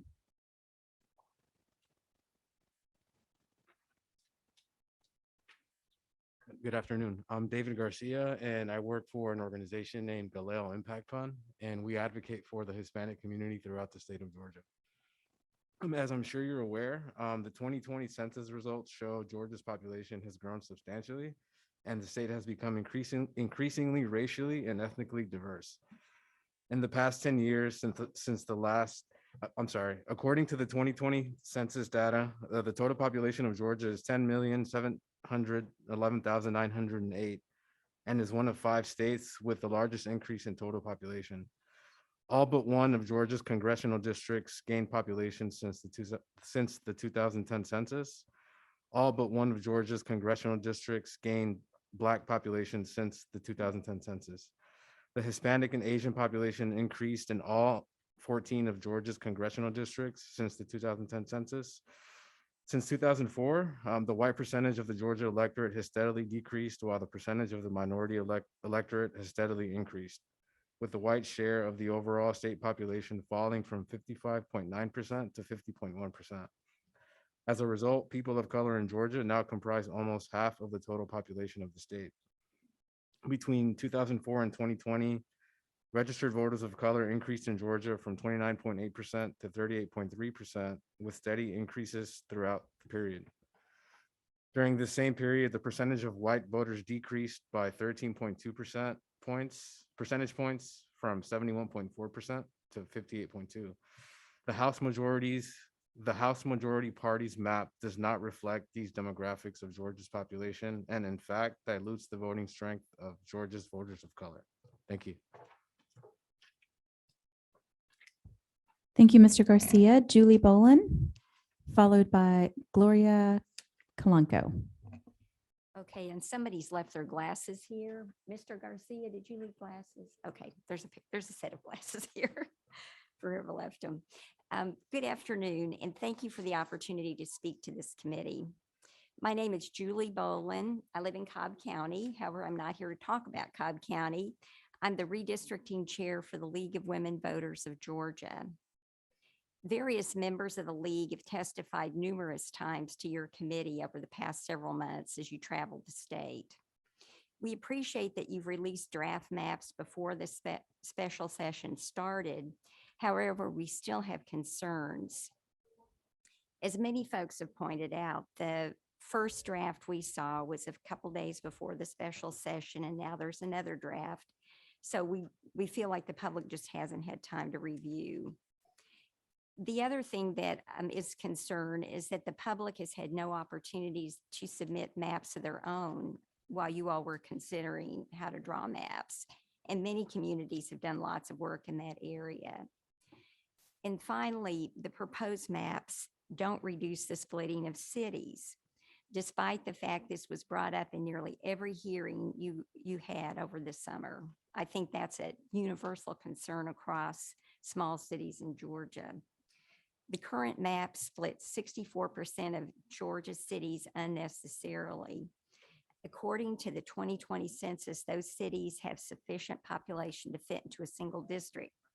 And yet the proposed maps reduce that by only a single percentage point from 64% to 63%. You have a chance to reunite communities and comply with one of the principal tenets of fair redistricting, and that's keeping communities together. Redistricting that will result in adequate representation for voters across the state should not be carried out hastily. We encourage you to give the public more time to review and give constructive feedback on the maps. Thank you. Thank you, Ms. Bowen. Gloria Kalanko or Glory Kalanko, followed by Carrie Smith. Greetings, Madam Chair, all protocols observed. My name is Glory Afi Kilanko. I'm the founder and director for Women Watch Africa, representing 23 African nations, and we are located in DeKalb County. And I also represent the Impact Huddle Committee Vice Chair for the DeKalb County School Board. Madam Chair, I want to thank you for giving us the opportunity to make comments. I stand here before you to say I represent a majority of people who English is not our first language. We do not have access to broadband. We do not have access to all the technical grammar and things that are being shared in this room. But one thing is common. And that thing that is common is that we deserve a right of representation. We deserve a right to elect our representatives. We also deserve a right to have a voice. The community that I represent are not in this room today because they are unable to speak all of the grammar that we speak here. We talk about redistricting. I don't have a definition for redistricting in my language or any of the languages that we speak. And when I come here, I have to go back to take feedback to the people who have sent me. And so I need to have time to be able to bring back to you whatever I am sent. I am just a servant of the people. And I seek your indulgence to give us that right of language justice for us to be able to have equitable participation and representation. We have asked for transparency. We cannot over-ask for that. I am only saying this by way of an appeal because I come from a culture, Madam Chair,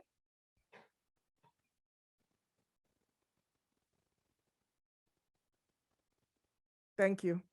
I come from a culture that says when two elephants fight, the grass suffers. Madam Chair, I come from a culture that says— You can continue. I'm listening to you. I wanted to make sure you understood that I'm saying I come from a culture that says when two elephants fight, the grass suffers. I do not want my community to suffer. I am making an appeal, a passionate appeal from the bottom of my heart that you give us that time to be able to participate in this process. This process means our life for the next 10 years. Thank you. And I yield to any question. You have no questions. Carrie Smith, followed by John Moy.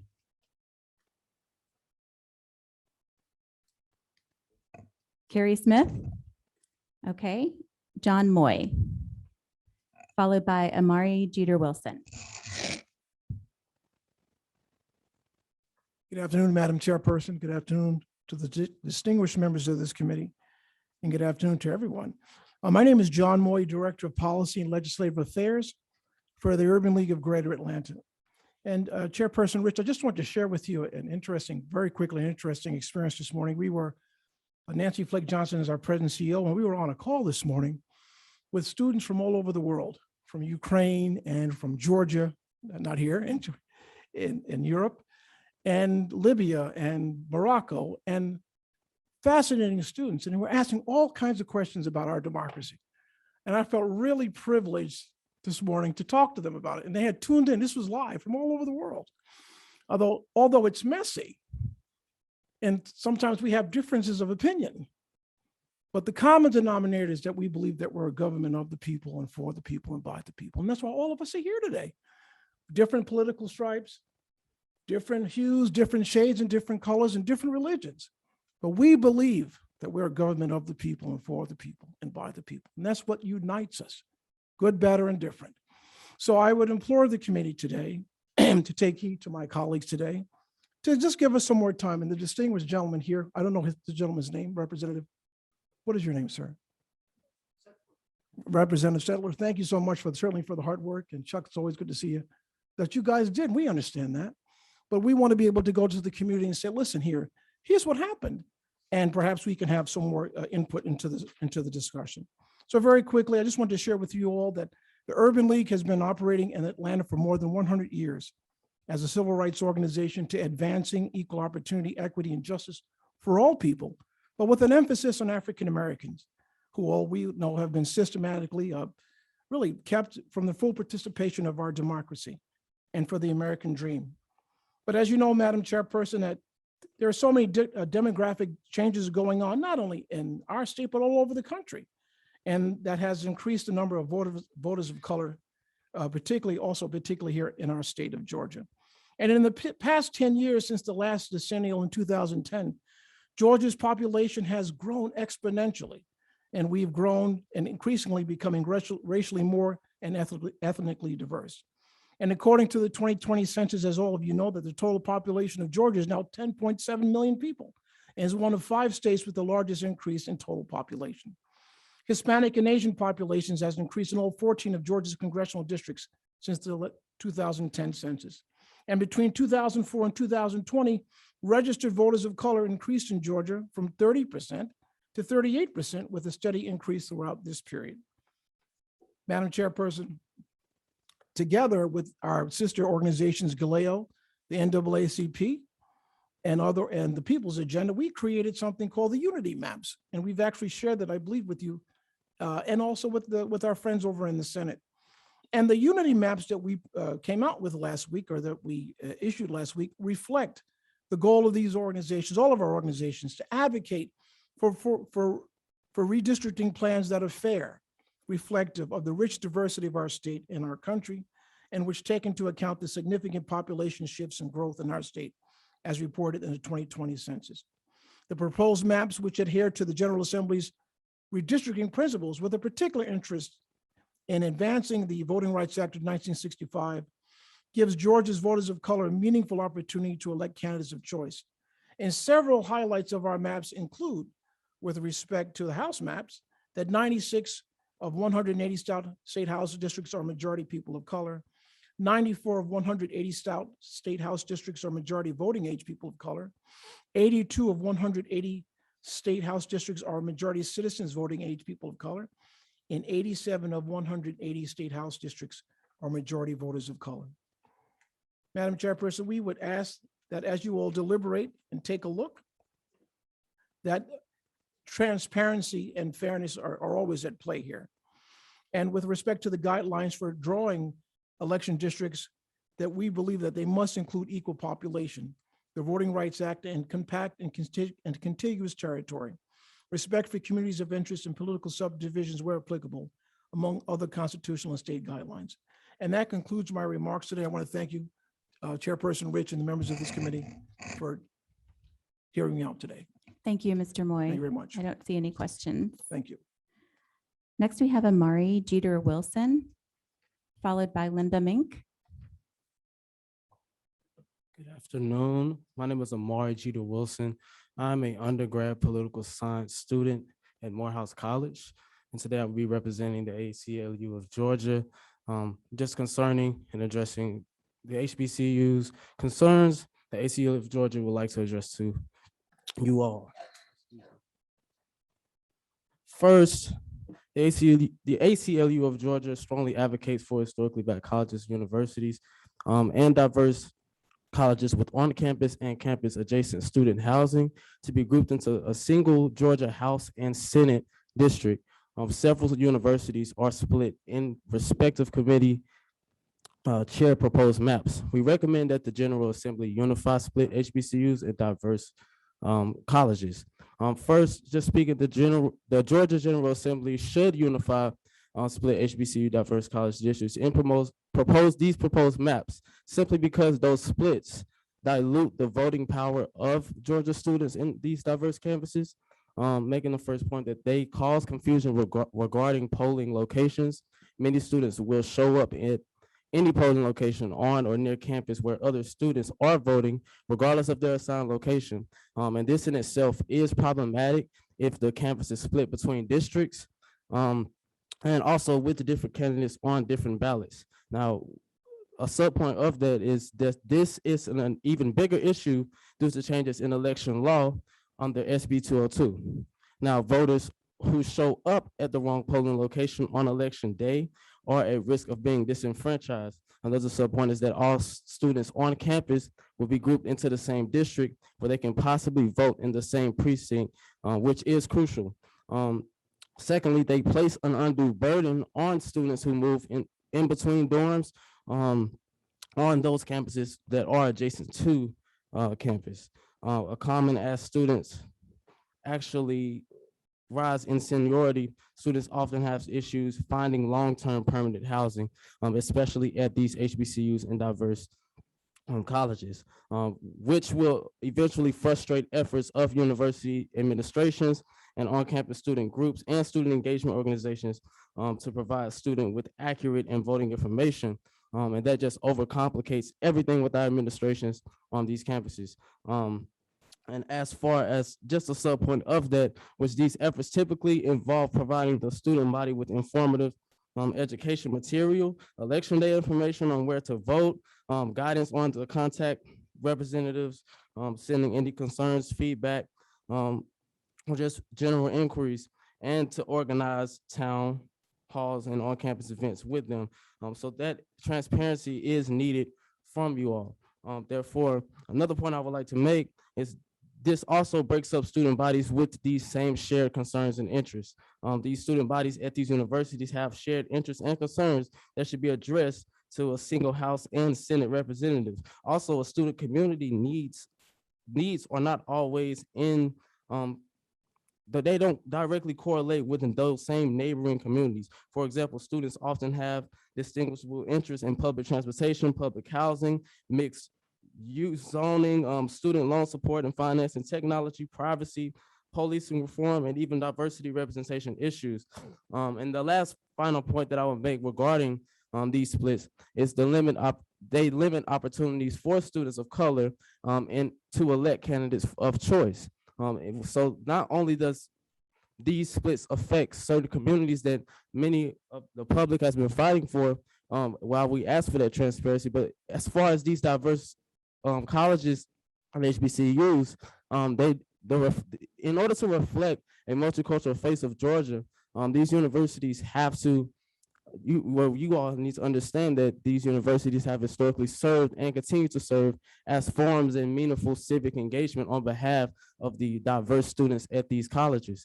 So ACLU does recommend action according for these maps, such as the Georgia House map and the Georgia Senate map. And I'll just read over that and I'll be done. The HBCUs and regarding the Atlanta University Center, the AUC, we will propose that you move the portion of the AUC in HD 56 to HD 58, just so that all the AUC within HD 58 remains in that single district. And recommended action for the Georgia Senate map, as far as regarding the Atlanta University Center, we ask that you move the western border of SD 36 further west to the Beltline, so that adjacent housing west of AUC SD 39 is included within SD 36. And fixing these splits will provide the House and Senate committees with a real chance to actually be transparent and to incorporate meaningful public input into these maps. As far as coordination with the ACLU of Georgia students that testified earlier this year at the Gold Dome and the public hearings across the state, and I will be wrapping up in a minute, that address these campuses and as far as unifying us within the same district. So please, we just ask that you listen to these student concerns and incorporate direct feedback that we have been addressing this past year. And that's all that I have to say. Thank you so much for giving me this opportunity to speak. Thank you very much, Mr. Jeter Wilson. All right. Next, we have Linda Mink. After that, Kevin Burgess. It's good to see you, Ms. Mink. Good afternoon, committee members, and thank you for all the work that you've done on this and being willing to listen to us today. My name is Linda Mink, and I live in Noonan, Georgia, Coweta County. Like many of you, I also took an oath of office. I'm finishing up my second term on our County Board of Education, representing District 4. And when I took that oath of office, and I believe the oath of office that I took and the one that you took was almost identical, if not totally the same. But when I took that oath of office to represent the people, I was not confined to representing only District 4. As with Representative Singleton and also my county commissioner, we have citizens from all over our county that seek our assistance on different matters. So we're always stepping across boundaries to assist the people because they aren't getting the representation and the assistance that they need from their elected representatives. Now, Representative Smith, for 10 years, I believe I have been first vice chair of our county Republican Party. And every time it's time for you, and somebody mentioned our illustrious Congressman Drew Ferguson, every time y'all want to get reelected, you show up to our county meetings, to our district conventions, our county conventions. Not one time, not once have I ever seen or heard either one of you offer a Q&A session for the public. You have never once held a town hall meeting. This reapportionment has been going on for months. I hold town hall meetings. Mr. Singleton, Mr. Rottlebach, we all hold town hall meetings. And we open them up countywide. Did you call for a town hall meeting and give the opportunity to your constituents? I don't believe you did. And I don't know why. So I'm asking you in respect for those of us who live in Coweta County, should you decide to run for office again, that don't ask to come speak to our party. Give us the same respect. Yeah, we're going to give you the same respect you've given us. The other thing I'd like to point out is I don't know if y'all are watching what's going on across this country. I'm watching everything. You don't need the money falling out of David Ralston's pockets to win a seat. The American people are taking back their government. It's not we saw one gentleman with $1,000 beat an incumbent congressman, a 19-year-old kid with $500 that beat an incumbent school board member. It doesn't take money to replace you. It takes people, and we are committed. And with that, I will close. Happy to answer any questions if you have them.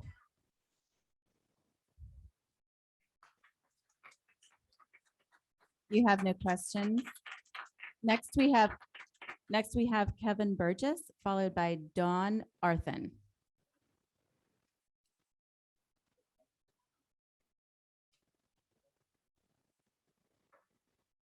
Thank you, Madam Chairman. Good afternoon, everyone. My name is Kevin Burgess, and I'm a resident of Coweta County. I know the bounds of Coweta, and I know something of the people of Coweta. I'm here to express my concerns that the community of interest principle is not being properly reflected in either of the maps presented here to this committee. I ask why you think Northern Coweta should be grouped to the South Fulton District. It was my belief that this setting of voting districts would be a nonpartisan process, but my observations prove my belief to be incorrect. To this day, I do not understand why this committee's process to vote on these maps has to be rushed. This reminds me of a business adage from my early corporate business work life. When we faced a task deemed as impossible to complete in the given time frame, management would suggest adding more staff to do the work in a shorter time frame. resulting in the adage, 9 women working together could have a baby in 1 month.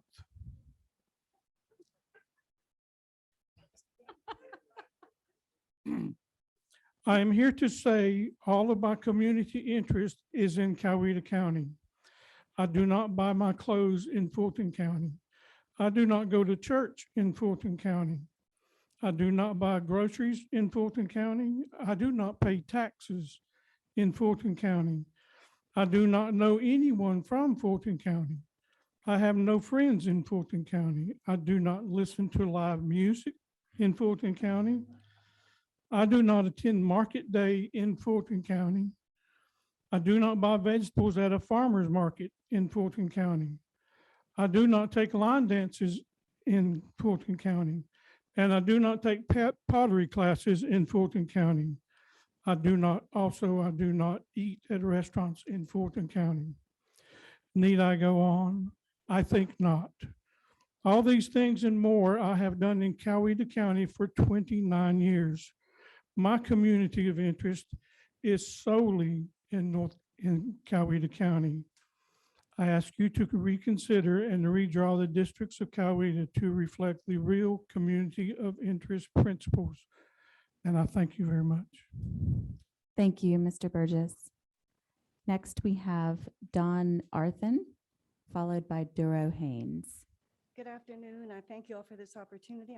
My name's Dawn Arthen. I live in Fulton County. And it might be relief to some of y'all that I will not be speaking about actually drawing the lines, but I'm referring today to communities of interest. In particular, we recognize how important they are, that we all want our voice to be heard, our views to be represented, and we want the person in office who's going to work to make our lives better. But for the 50,000 of our citizens who are in the custody of the Georgia Department of Corrections in a prison in the state of Georgia, they are totally removed from the community of interest, but counted by the census as a resident of the county where they're imprisoned, where of course they have no vote. They have no vote from where their actual residence, their home address, and they are not able to vote from the prison here in the state of Georgia. So it really distorts the census count because it means that in the metro Atlanta counties, these counties surrounding metro Atlanta, thousands of people annually are removed from their home, from their residence. And they are then counted as a resident of a county where they're imprisoned, which can mean more than 16% of the population of some of our rural counties is inaccurately inflated because of the prisoner count, the way the census is conducted here. And of course, the count is greatly reduced in the metro area. So what I'm asking you today is, we've heard quite a few references to the Princeton gerrymandering project, and I would just like to direct you all to a portion of that project, which is the prison gerrymandering project. And what they do offer there are some solutions to this, and I'd like to recommend today that as a body, when you complete your study, you recommend that the next census record the incarcerated person as a resident of the home address where they left to go off to prison.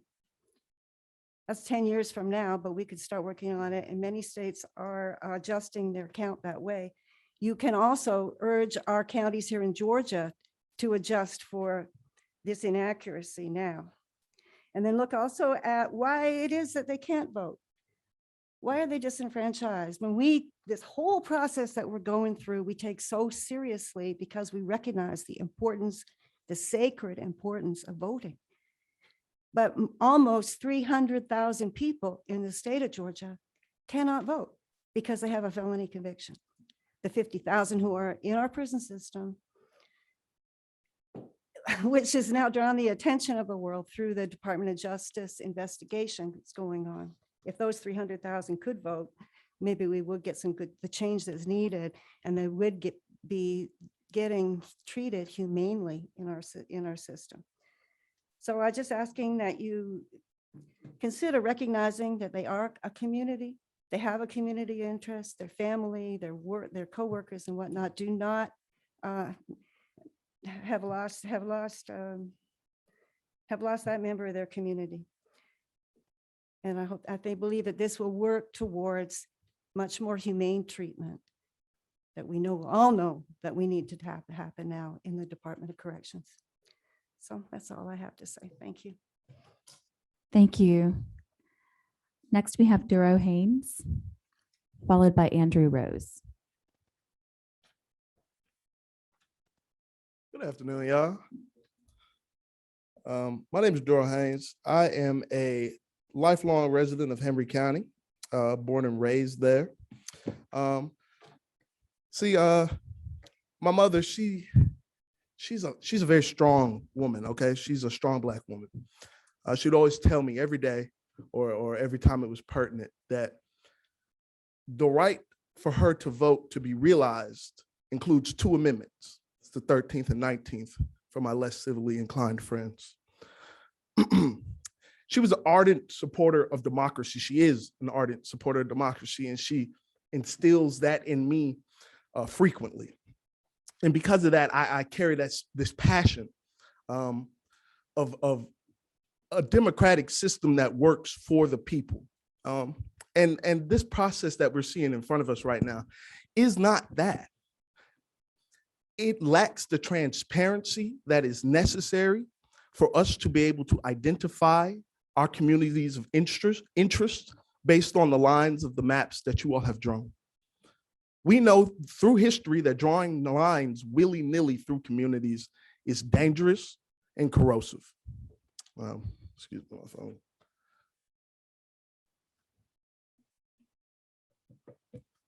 This process is sacred. It's a covenant between a state and her people. Rushing these maps is a surefire way to ensure that another 10 years of Georgians become apathetic to the democratic process.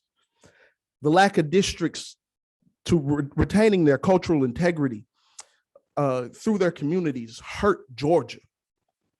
This issue is more than just a pipe dream. This is something that's fundamentally important to ensure that our communities retain some form of integrity. There's no reason why lines should be drawn through Stockbridge and it should be cut up through 3 different districts, why McDonough split through 2.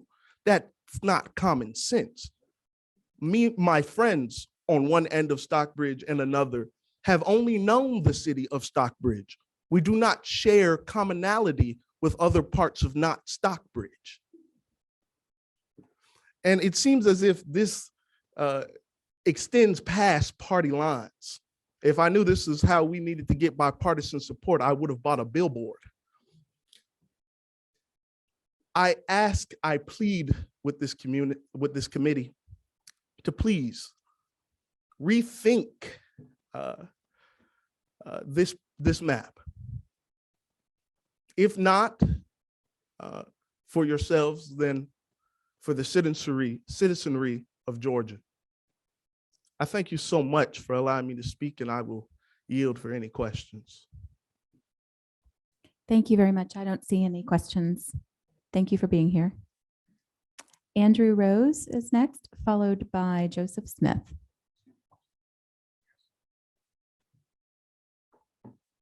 Hello, Madam Chairperson and committee members. My name is Andrew Rose. I am from Fayette County, Georgia. Population 114,000. I'm upset today. I recently attended a Fayette County Republican meeting and was shown these proposed districts. And you're going to take my county, the proposal, and split it into 4 sections with the minority part of each of those sections lying in Fayette County. My district is now going to, majority of it's going to lie in Fulton County. I'm upset. I am very upset. And my wife unfortunately couldn't be here today, but she would share her opinion and her views as well. She's upset. There are two people that rode up here with me today that are not speaking today, but they share my same beliefs.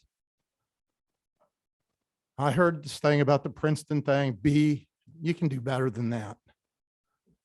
You know, I retired from UPS. I went through management training. I had a division manager that told me that as a manager, you are responsible. If you hear it, if you see it, if you smell it, if you taste it and it's wrong, then it's your responsibility to fix it.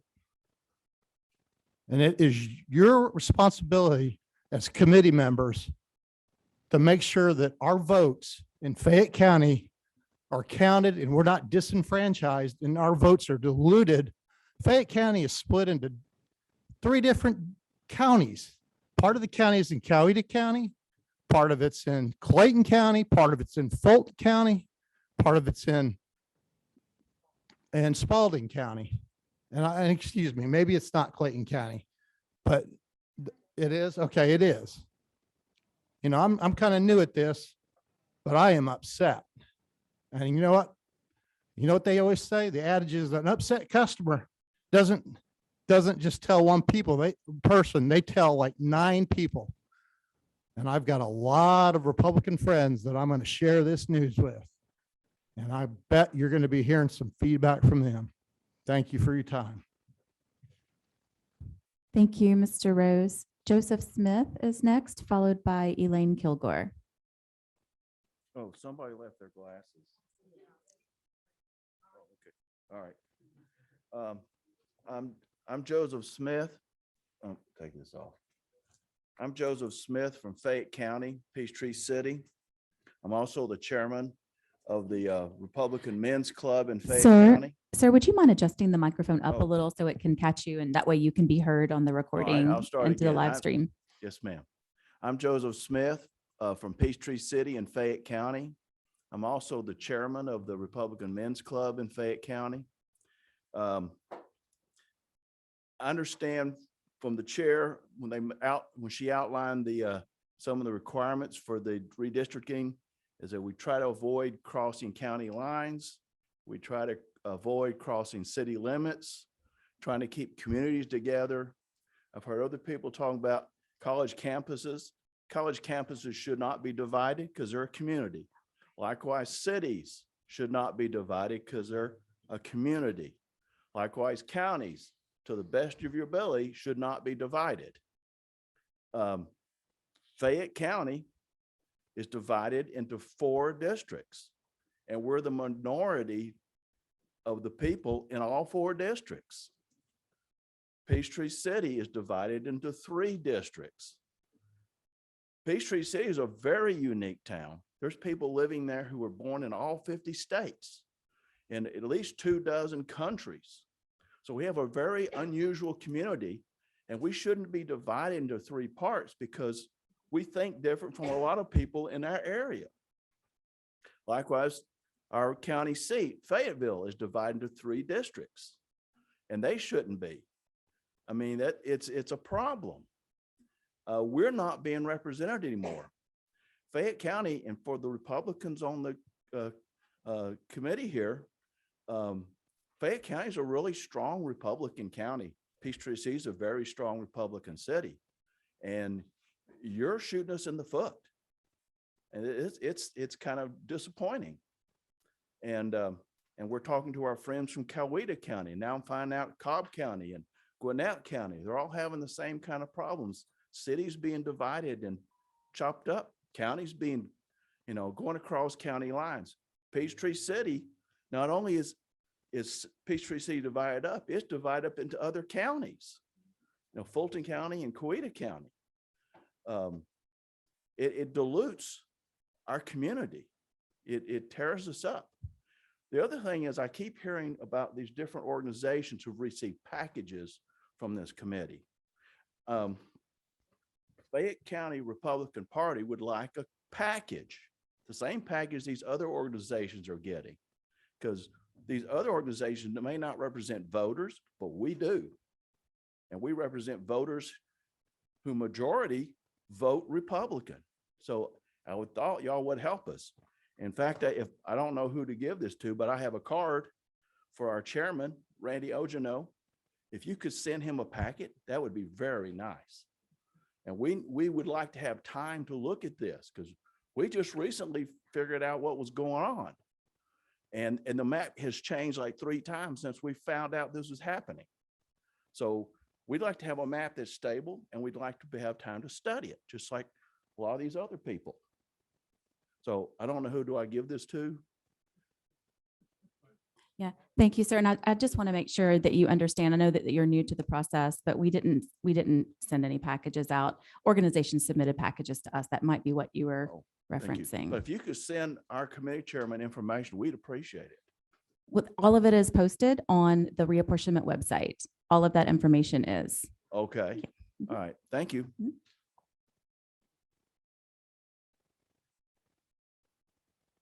Hello, my name's Elaine Kilgore and I'm from Fayette County. I've been a teacher and retired for 34 years in the state of Georgia. I have lived in the state of Georgia for 41 years. I have lived in Fayette County for 35 years. And I am one of the parts of, I live in one of the parts that is the minority of another district. I never see my representative. None of our representatives told us what was going on here of reapportionment. My friend and I came to the first reapportionment hearing. We did not speak, but I thought it was going to be put in good hands. However, when you tell us, the people, I mean, I think this is a bipartisan agreement that we need some time. My representative doesn't even know my community of interest. And you've got Fayette County split 4 different ways, and we're the minority in each of those districts.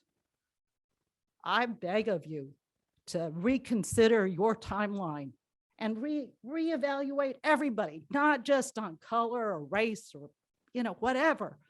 It should be the community of interest. And you should be representing the people of your districts, not just pushing forth your agendas. We go in and we have good faith to vote, and our vote count. And I don't see that here.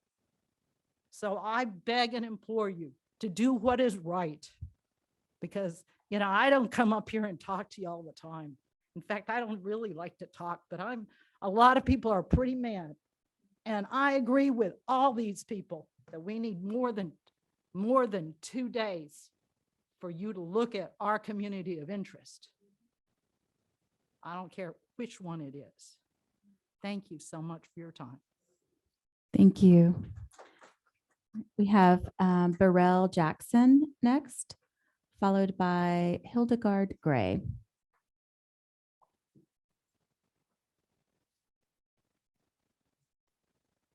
I'm Burdell Jackson from Alpharetta, Fulton County. And just in the time that I've been sitting in this hearing, a map has been put up, and my neighborhood has just been moved into Forsyth County. So I echo what our fellow citizens have echoed. We have had no time. I can see, I just got cataract surgery, so I can see really good now. But I can read that map and I can see that my neighborhood, Windward, has just been moved into Forsyth County. The green blob over the line there just pulled me out of a hole. I don't have any interest with people on the other side of McGinnis Ferry Road, specifically. And then if you go down, half of Alpharetta is in Roswell's district now. So you're protecting the folks who are the incumbent at the mercy of us who don't want to be represented by those folks. That's what the Fayette County people just said. You're chopping us all up to keep people in the incumbents in their own seats. And that's what's you got people in South Georgia that are moving to our area, to the metro area, and you got to consolidate all those counties because there's more alligators in some of those counties than people. So you really are doing those of us who live in the populated areas a disservice. I don't have anything to do with people in Forsyth County. I've been here for five censuses since 1971. And I've been in I lived in Alpharetta and Roswell. And I've been in 4 congressional districts during that time. And I've only moved twice. So I'm just making a point that you guys got to get back and draw these districts a little more equitable. And further, the panel doesn't reflect the state. The state's 38% people of color. And we got 15 folks up here and 2 black people, or 1 black person, or 2. That's not even representative of the state. So something's wrong from the beginning. We have to do better. I have worked for the federal government and helped fund the EPA and the improvement of sewer systems throughout the state of Georgia. And I've been to a whole lot of these rural counties, and there's nothing for those folks to stay. Once the kids grow up and move to the big city, their parents and their grandparents die. That's why you don't have anybody in those counties. It's just simple math. So we need more representatives where the people are, and don't carve them out and put them into other districts and pack them in a way that's not equitable. So I'm just here to let you know, because I had the same discussion with the folks on the Senate side for the Senate map. It's just a travesty. We are not the paragon of democracy with all this BS gerrymandering. We're not anymore. I'm embarrassed. When I go on a cruise, people ask me what's going on in the United States. We can't do that. We can't continue to do this. So I yield the rest of my time. I just want to let you guys know, redo this map and give us more time to look at it. Thank you. Any questions? Thank you. No, there are no questions. Thank you. All right, we have Hildegard Gray, followed by Kat Maddox. So good afternoon, Madam Chairperson and committee members. My name is Hildegard Gray, and I live in, I'm sorry. My name's Hildegard Gray, and I live in DeKalb County. And I want to talk today about House competitive districts. And why is this important? I'm guessing that we all agree that an engaged electorate is good for democracy. We're all pretty engaged here. Particularly important to me, though, and perhaps to many of you, is that young people who are now able to vote or who will soon be able to vote are anxious and motivated to do so. And research shows that not only do those exposed to competitive elections become more politically knowledgeable through that process, and they're interested in it, but the effects last, in this research anyway, for at least a year after the election is over. So I think these are all good reasons to have competitive districts. So when we speak about competitive districts, we're talking about the ones where a partisan balance is between 46.5% and 53.5%. So using that criteria today in our current maps, we have 10 competitive districts. The proposed Democratic caucus map, the new one, has 8. So 2 below what we have today. The benchmarks that Karen McCowan talked about from the Princeton gerrymandering group say that we could have something between 9 and 22. Now, when I was preparing for this testimony this morning, I was working on last week's maps, and your proposal had 9 competitive districts. Now, the map that you published just a few hours ago, I think about 3 hours ago, we've had some time to look at that now, and the first look is really disappointing. There are only 7 competitive districts. So it went down from 9 within 3 days. It's going down from 10 that we have today to 7. So while the overall map may have a grade, according to Princeton Gerrymandering Project, of B, in the competitiveness, it has an F. Now, this is just our first analysis. We've only had, what, a couple of hours to look at this, but, and we're still looking at many of the other criteria, but I think this is really disappointing. I think we should, I hope that if you have the chance to draw the maps again, before you vote on them, that you will take that opportunity to increase the competitive districts, at least get us back to the 9 you had yesterday, and hopefully more. So let's put choice back on the ballot. Thank you very much. Thank you. We have next Kat Maddox, followed by Allison Calhoun.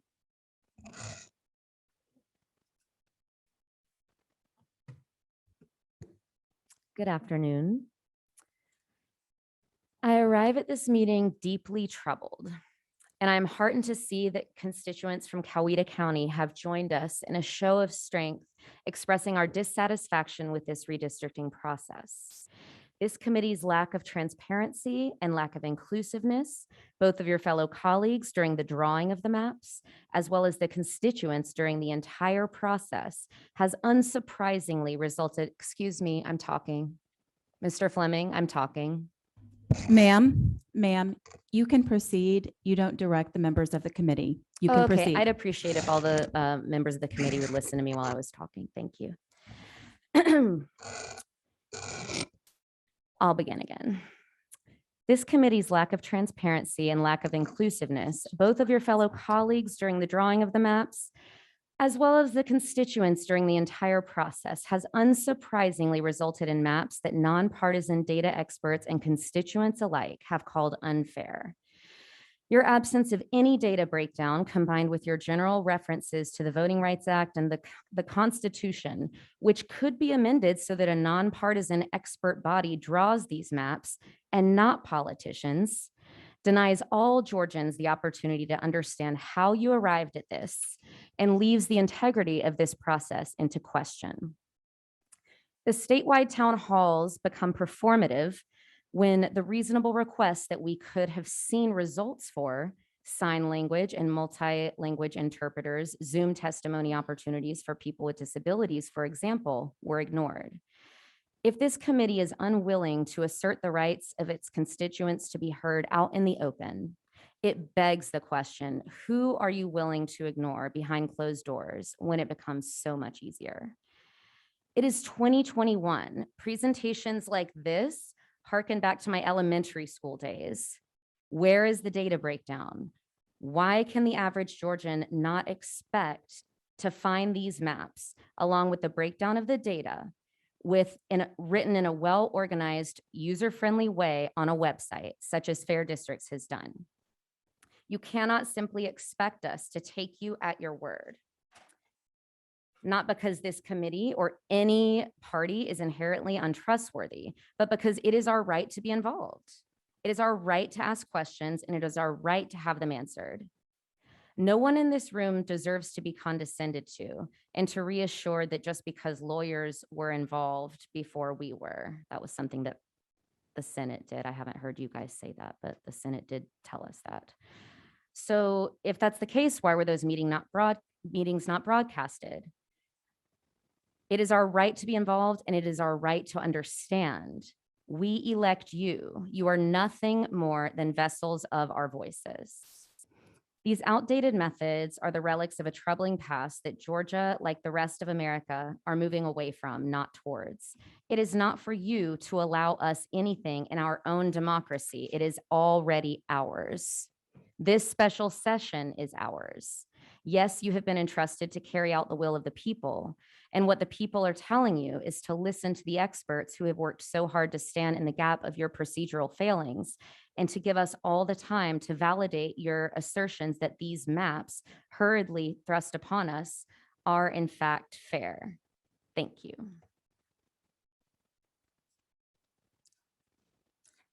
Next, we have Allison Calhoun, followed by Gabriel Sanchez. Thank you, Madam Chair. My name is Allison Calhoun. I'm a resident of Coweta County. I'm also a local agent. I've been in real estate since 2006, and I think it's no secret that people move into areas that they desire on many reasons.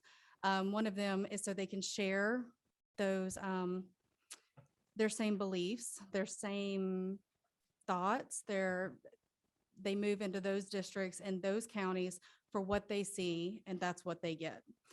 I request that you guys reconsider the map. We were told on Friday that our county has had since June to bring our concerns and express our concerns. I'm not political, obviously. This is my first time here, but I am passionate about my county. I love Coweta County. I love my county. I love the people in our county. We are a close-knit county.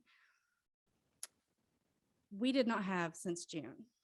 We found out about this Wednesday night at around 7:59 on a social media post that came out from Representative Singleton. The town hall was held on Thursday evening. There was roughly 40 to 50 people there. We were trying to take in as much as we could, but that's really hard when you're not in politics, and I'm not. So this has been very, very emotional for my family and friends, and just the thought of this happening to our community and the thoughts of what could happen next. If this is just the first step, what happens to our county after this? We heard on Friday a lot about the county lines and keeping the county lines intact. But with Coweta County, that's not the case. We are being cut by about 30 to 33, approximately 33,000 votes of our citizens. We are a conservative county. That's not a secret either. And everyone that moved to Arbor Springs or everyone that moves to Lake Redwine, which are two of the biggest communities in Coweta County, deserved to know about this before Wednesday night so they could make a decision. And I think that is my problem with this whole process is when we came in on Friday, we still don't even know why our county was cut the way it was. But the Democrats were able to come up with a map that made way more sense, which makes me question at a young age. I mean, I'm 40, I'm not that young, but it makes me question everything I knew politically and everything that I believe in. It really takes my generation and it makes me question why I vote the way that I vote if we're going to do this. I just ask that you reconsider the map, maybe give it a little bit more thoughts now that you've heard from the public. I think we all pretty much stand together that this is a little extreme. And for me, this is Coweta County and we are losing roughly 30 to 33 votes and our people are going into a district where their voices will not be heard and the math has been done. The percentage is there, they will not be, their votes will be cast, but what's the point? And that's what I'm getting from the public when I've been going out this entire weekend and knocking on doors and meeting my sellers and my buyers and my clients and their friends. And what's the point? If your vote doesn't matter, why would you vote? So as a Republican, since this is a Republican map, I would really ask for you to reconsider the lines on this map. Thank you. Thank you, Ms. Calhoun. Next, we have Gabriel Sanchez, followed by Marajike Kylstra. Hello, thank you for having me the opportunity to speak. I actually currently live in Atlanta, but I grew up in Woodstock and Marietta over in Cherokee and East Cobb area. So that's what I'm going to talk about today, especially Cobb, because there's a lot of concerns there. The first district I want to bring up is State House District 34, which had a very close election in 2020. That district has now been changed. Half of that district is now completely cut out of that district and put into other districts. And both the candidates who ran in the past special election that happened this year are still in that district.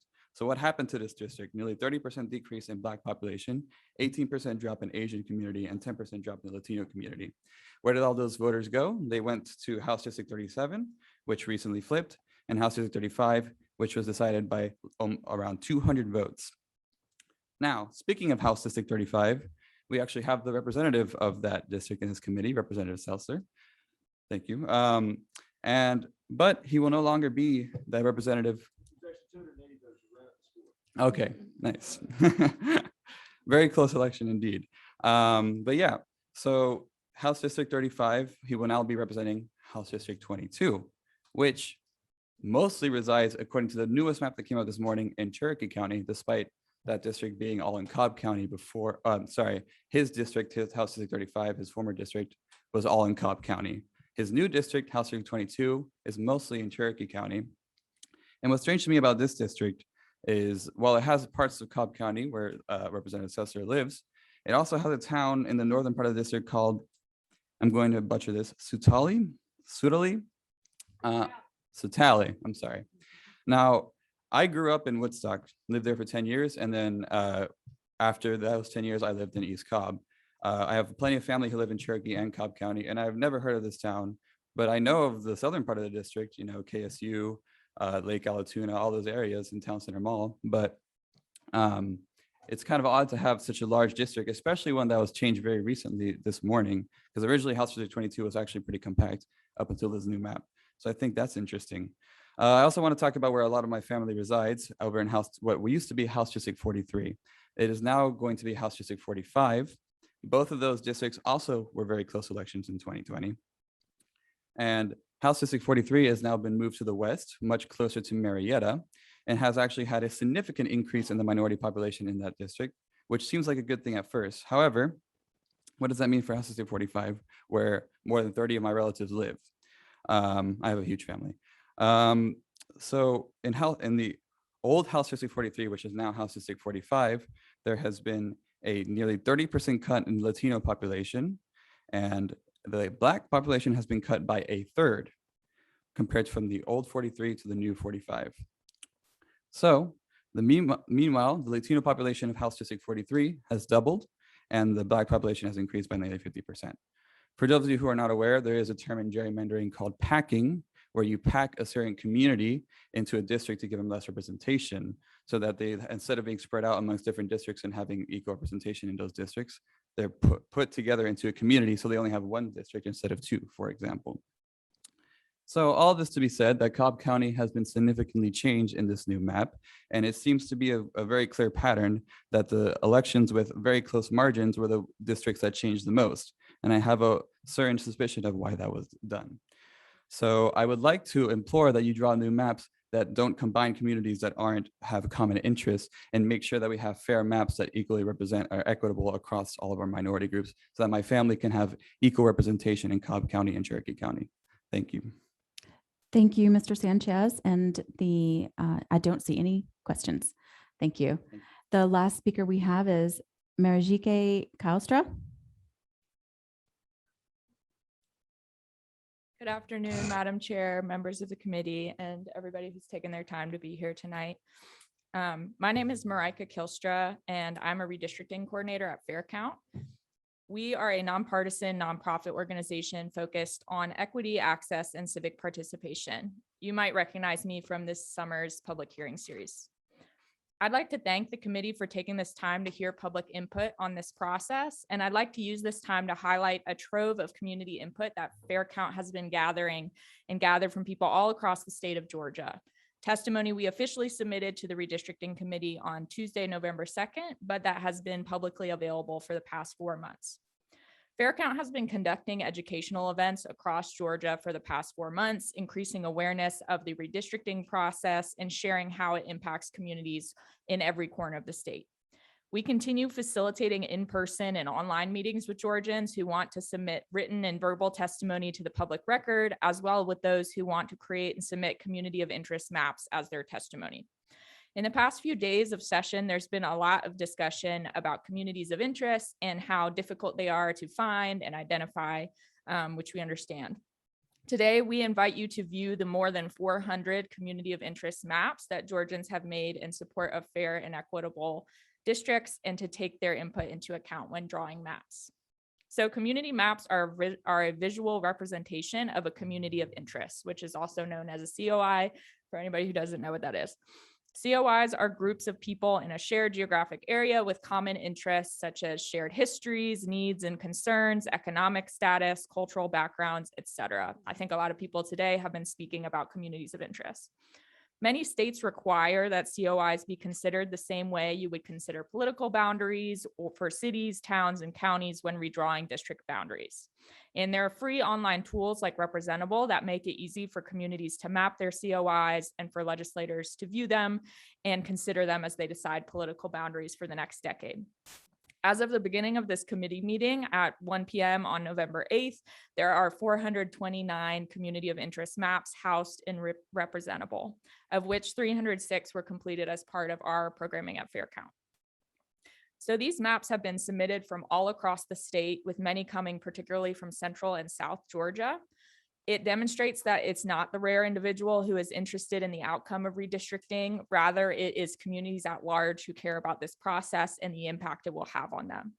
There are some notable clusters of community maps, including a big cluster from an area spanning Columbus, Cuthbert, Buena Vista, and Americus. There are some other clusters of maps from areas surrounding Macon and Middle Georgia, Albany, Sylvania, Statesboro, Savannah, Moultrie, Valdosta, the Atlanta metro area, and Athens. These maps and testimonies are a wealth of information directly from your constituents. And you can view these maps at any time at representable.org/map/GA. Throughout the summer public hearing series held by the Joint Senate and House Reapportionment and Redistricting Committee, the committee was told time and again that the people of Georgia want transparency in this process. While we were glad to see details of your draft map, we have yet to hear how the committee incorporated public input, and we've yet to hear how you plan to incorporate input from today's meeting. Over the past 4 months, Fair Count, along with other nonprofits and hundreds of Georgians, have gathered to discuss and provide input about census data and define their communities and what they want to see in redistricting. The more than 400 maps created are a living record of how Georgians, particularly in rural communities of color, want to be seen and heard in this process. We now ask that members of the committee and all legislators take the time to view the input that your communities have provided. We also ask, as you've been asked many times before, to show your work, explain your decisions, and let your constituents know how the input of Georgians like them was incorporated. Thank you for your time and consideration. All right, thank you. I do not see any questions from the committee.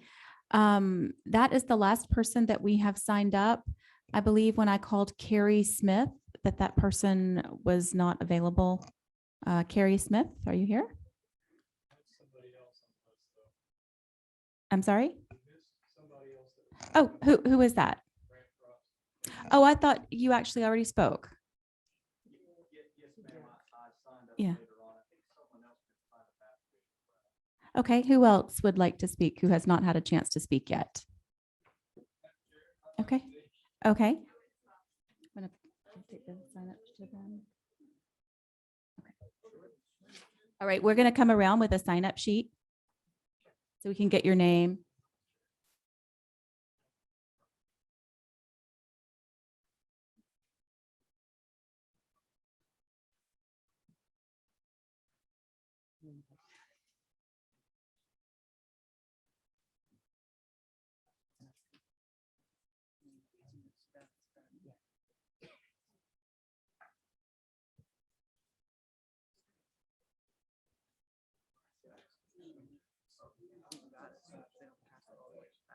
Okay, where did she go? Oh, wait, will you go and get it and just walk from person to person? Yeah.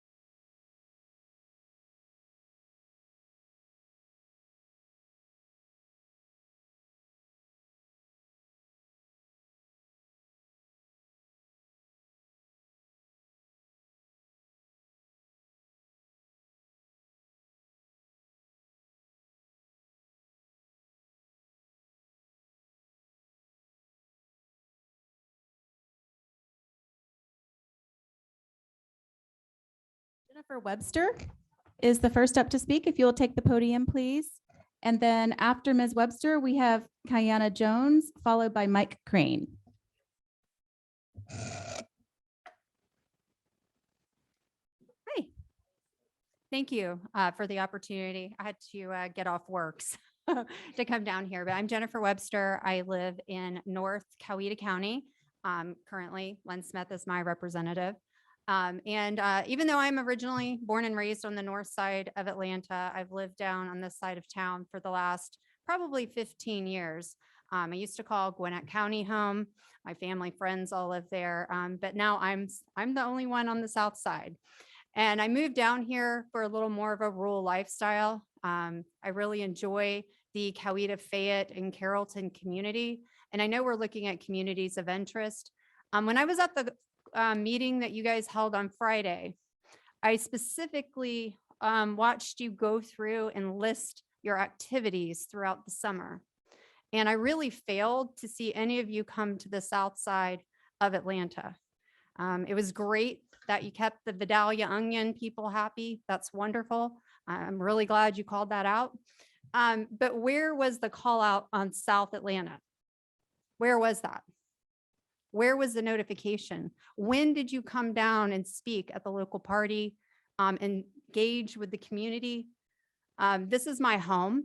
And like I heard a former speaker list out, I don't go into Fulton County. I go south. I live in North Coweta, but everything I do is in Carroll. It's in Noonan. It's in Peachtree City.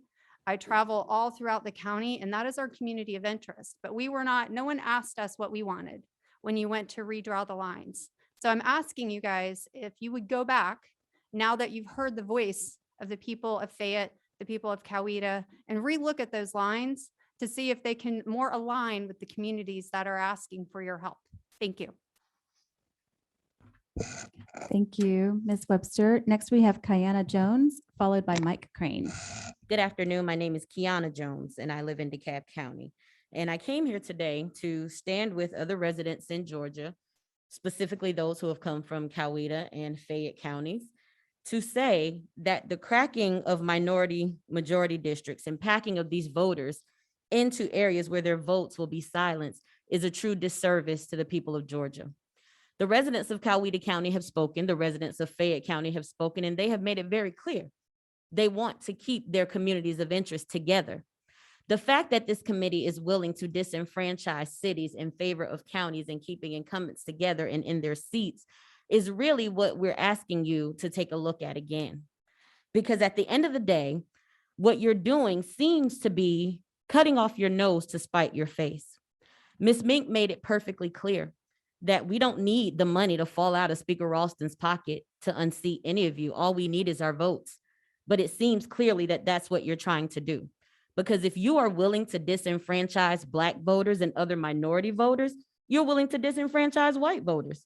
You're willing to disenfranchise conservative voters. You are willing to disenfranchise anyone who stands in the way of you in your seat.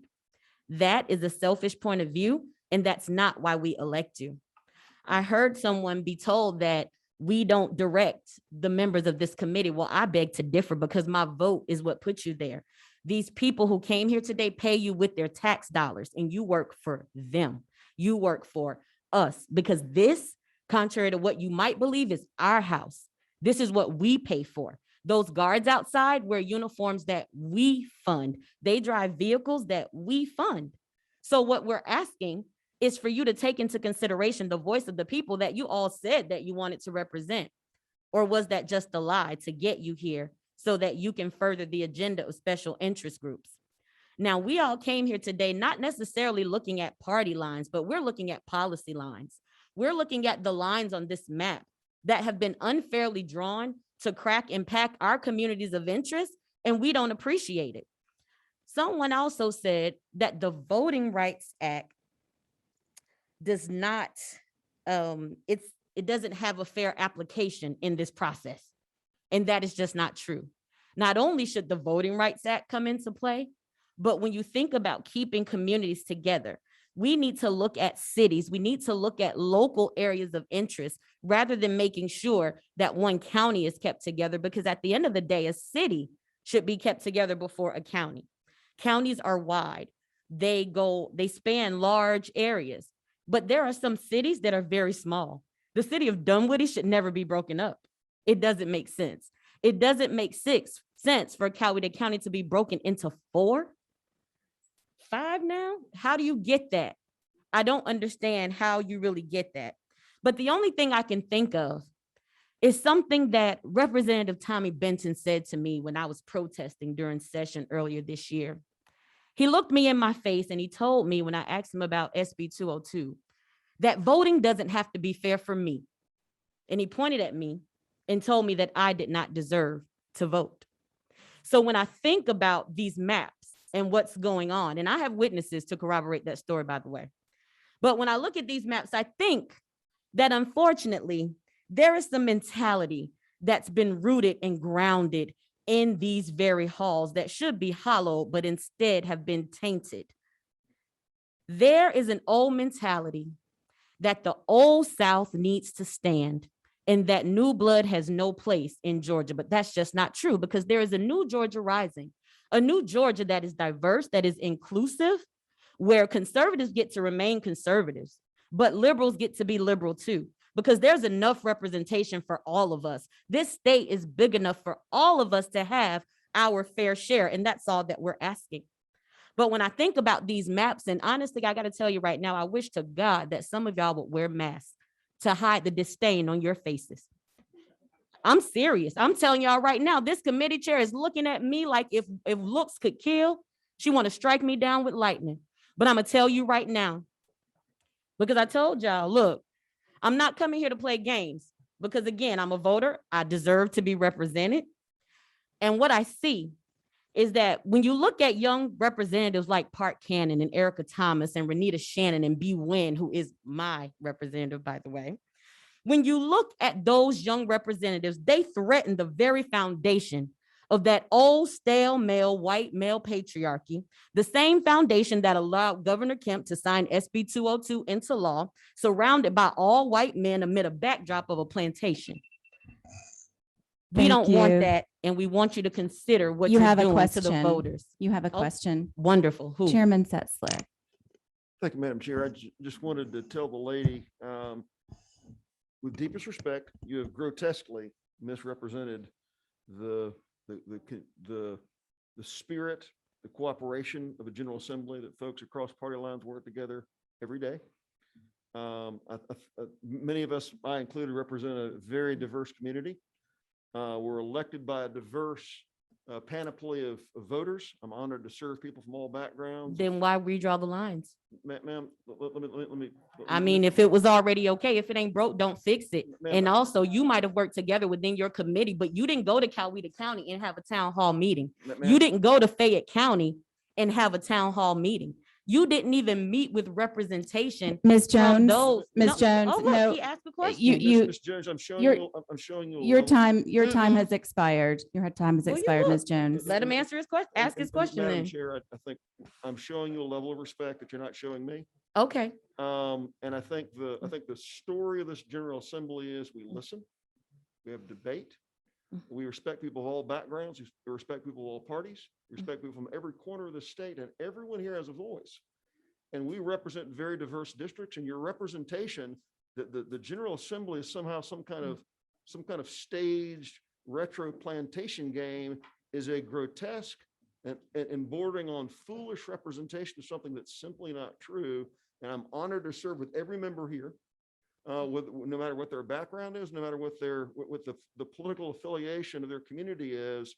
And I think the congeniality and the goodness you see from many of our members is grotesquely misrepresented by what you just shared. And I wanted to call it out for what it is, with all due respect, man. Just like I called you're out your deeply white wrong. supremacy for what it is.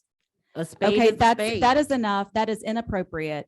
That is Is it? inappropriate. The way you Your looked at me the whole time I stood up here and spoke was inappropriate. The way you have sought to demean the members of our communities who've come out here to express concerns is inappropriate. Ma'am, please It's please all don't right, let I'm this. going because look, you're doing your job and I'm with you. It's called the First Amendment.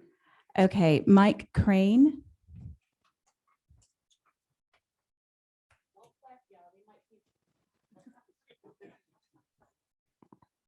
Good afternoon. I'll try and end this on a happier note this evening. My name is Mike Crane. I'm from Coweta County. Madam Chair, thank you for the opportunity to speak.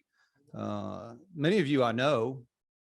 For those of you who don't know, I served as chairman of this committee on the Senate side for many years, but not during such a momentous event.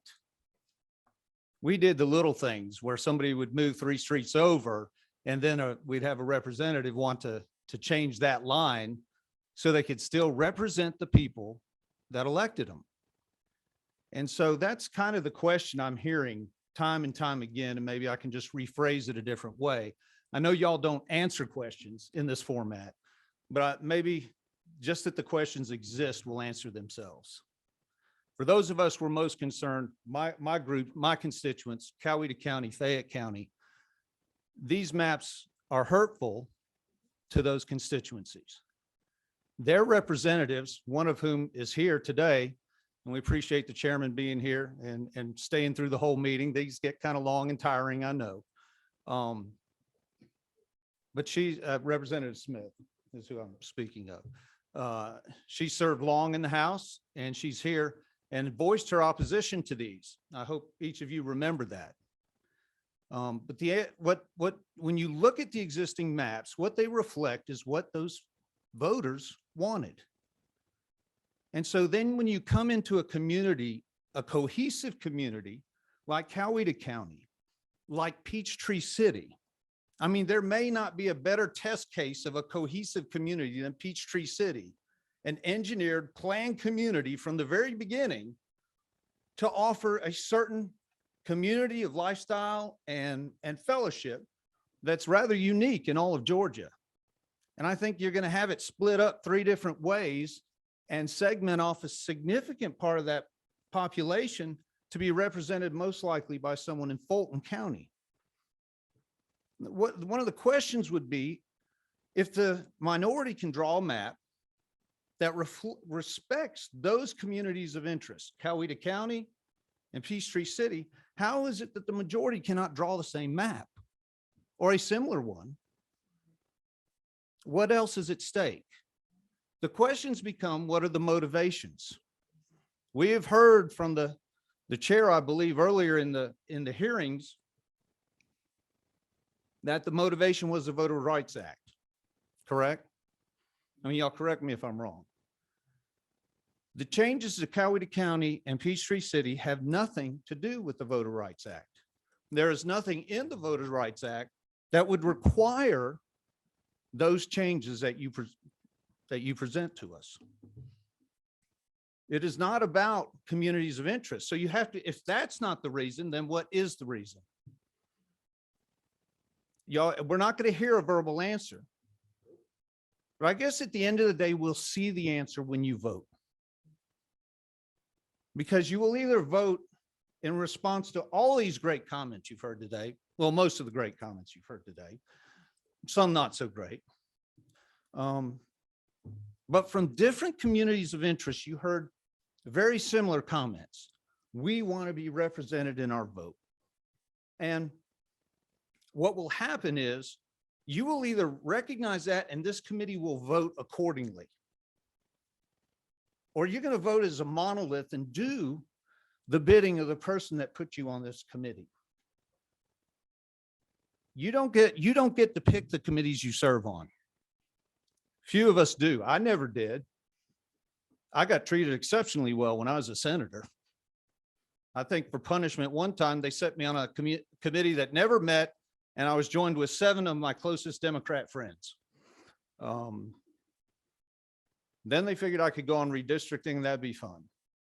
But the question at the end, you know how you got on your committees. These folks may not know how you got there. But the Speaker of the House determines who sits on the committees. At the end of the day, that's how it's done. You all know it. In the Senate, it's the Lieutenant Governor. So the question will be, and the answer will be shown by your votes. If you don't fix these maps and you push to rubber stamp these maps as they now stand, your vote will indicate who you answer to, either your constituents or the Speaker of the House. Madam Chair, I yield it. Thank you. All right. Thank you all so much. I know it's been hard. I know you're passionate. I appreciate you all coming to share with us your thoughts about the maps and your communities. I want to direct you to the reapportionment website where you will see these proposed maps, the newest one. You also, there's an informational video there that I encourage you all to watch about the redistricting process. There was a speaker a little while ago who didn't seem to understand that this is something we have to do every 10 years. It's required by law, the United States Constitution, and that we have to follow the Constitution and the Voting Rights Act first and foremost. And then after that, we can proceed to our guidelines, which include communities of interest. So please go to the website and look at our redistricting principles and look at the proposed maps, and please watch the video as well. We will be meeting again tomorrow, I believe at 11 a.m. If you would like to come again, we'll be in the same room. I thank you all. And I also thank the members of my committee. Some untrue and harsh and personal comments were made about the ethics and the moral compass of the members who serve here. And we do serve you all, we do. And we do get paid a little, but it's mostly service. And I am proud to serve with these people who work so hard. We really, some exceptional people here donate their time to the public service and the greater good. So I thank the members of the committee who've worked with us this whole summer. And then again, please don't underestimate what I appreciate from you all as well. So with that, we are adjourned.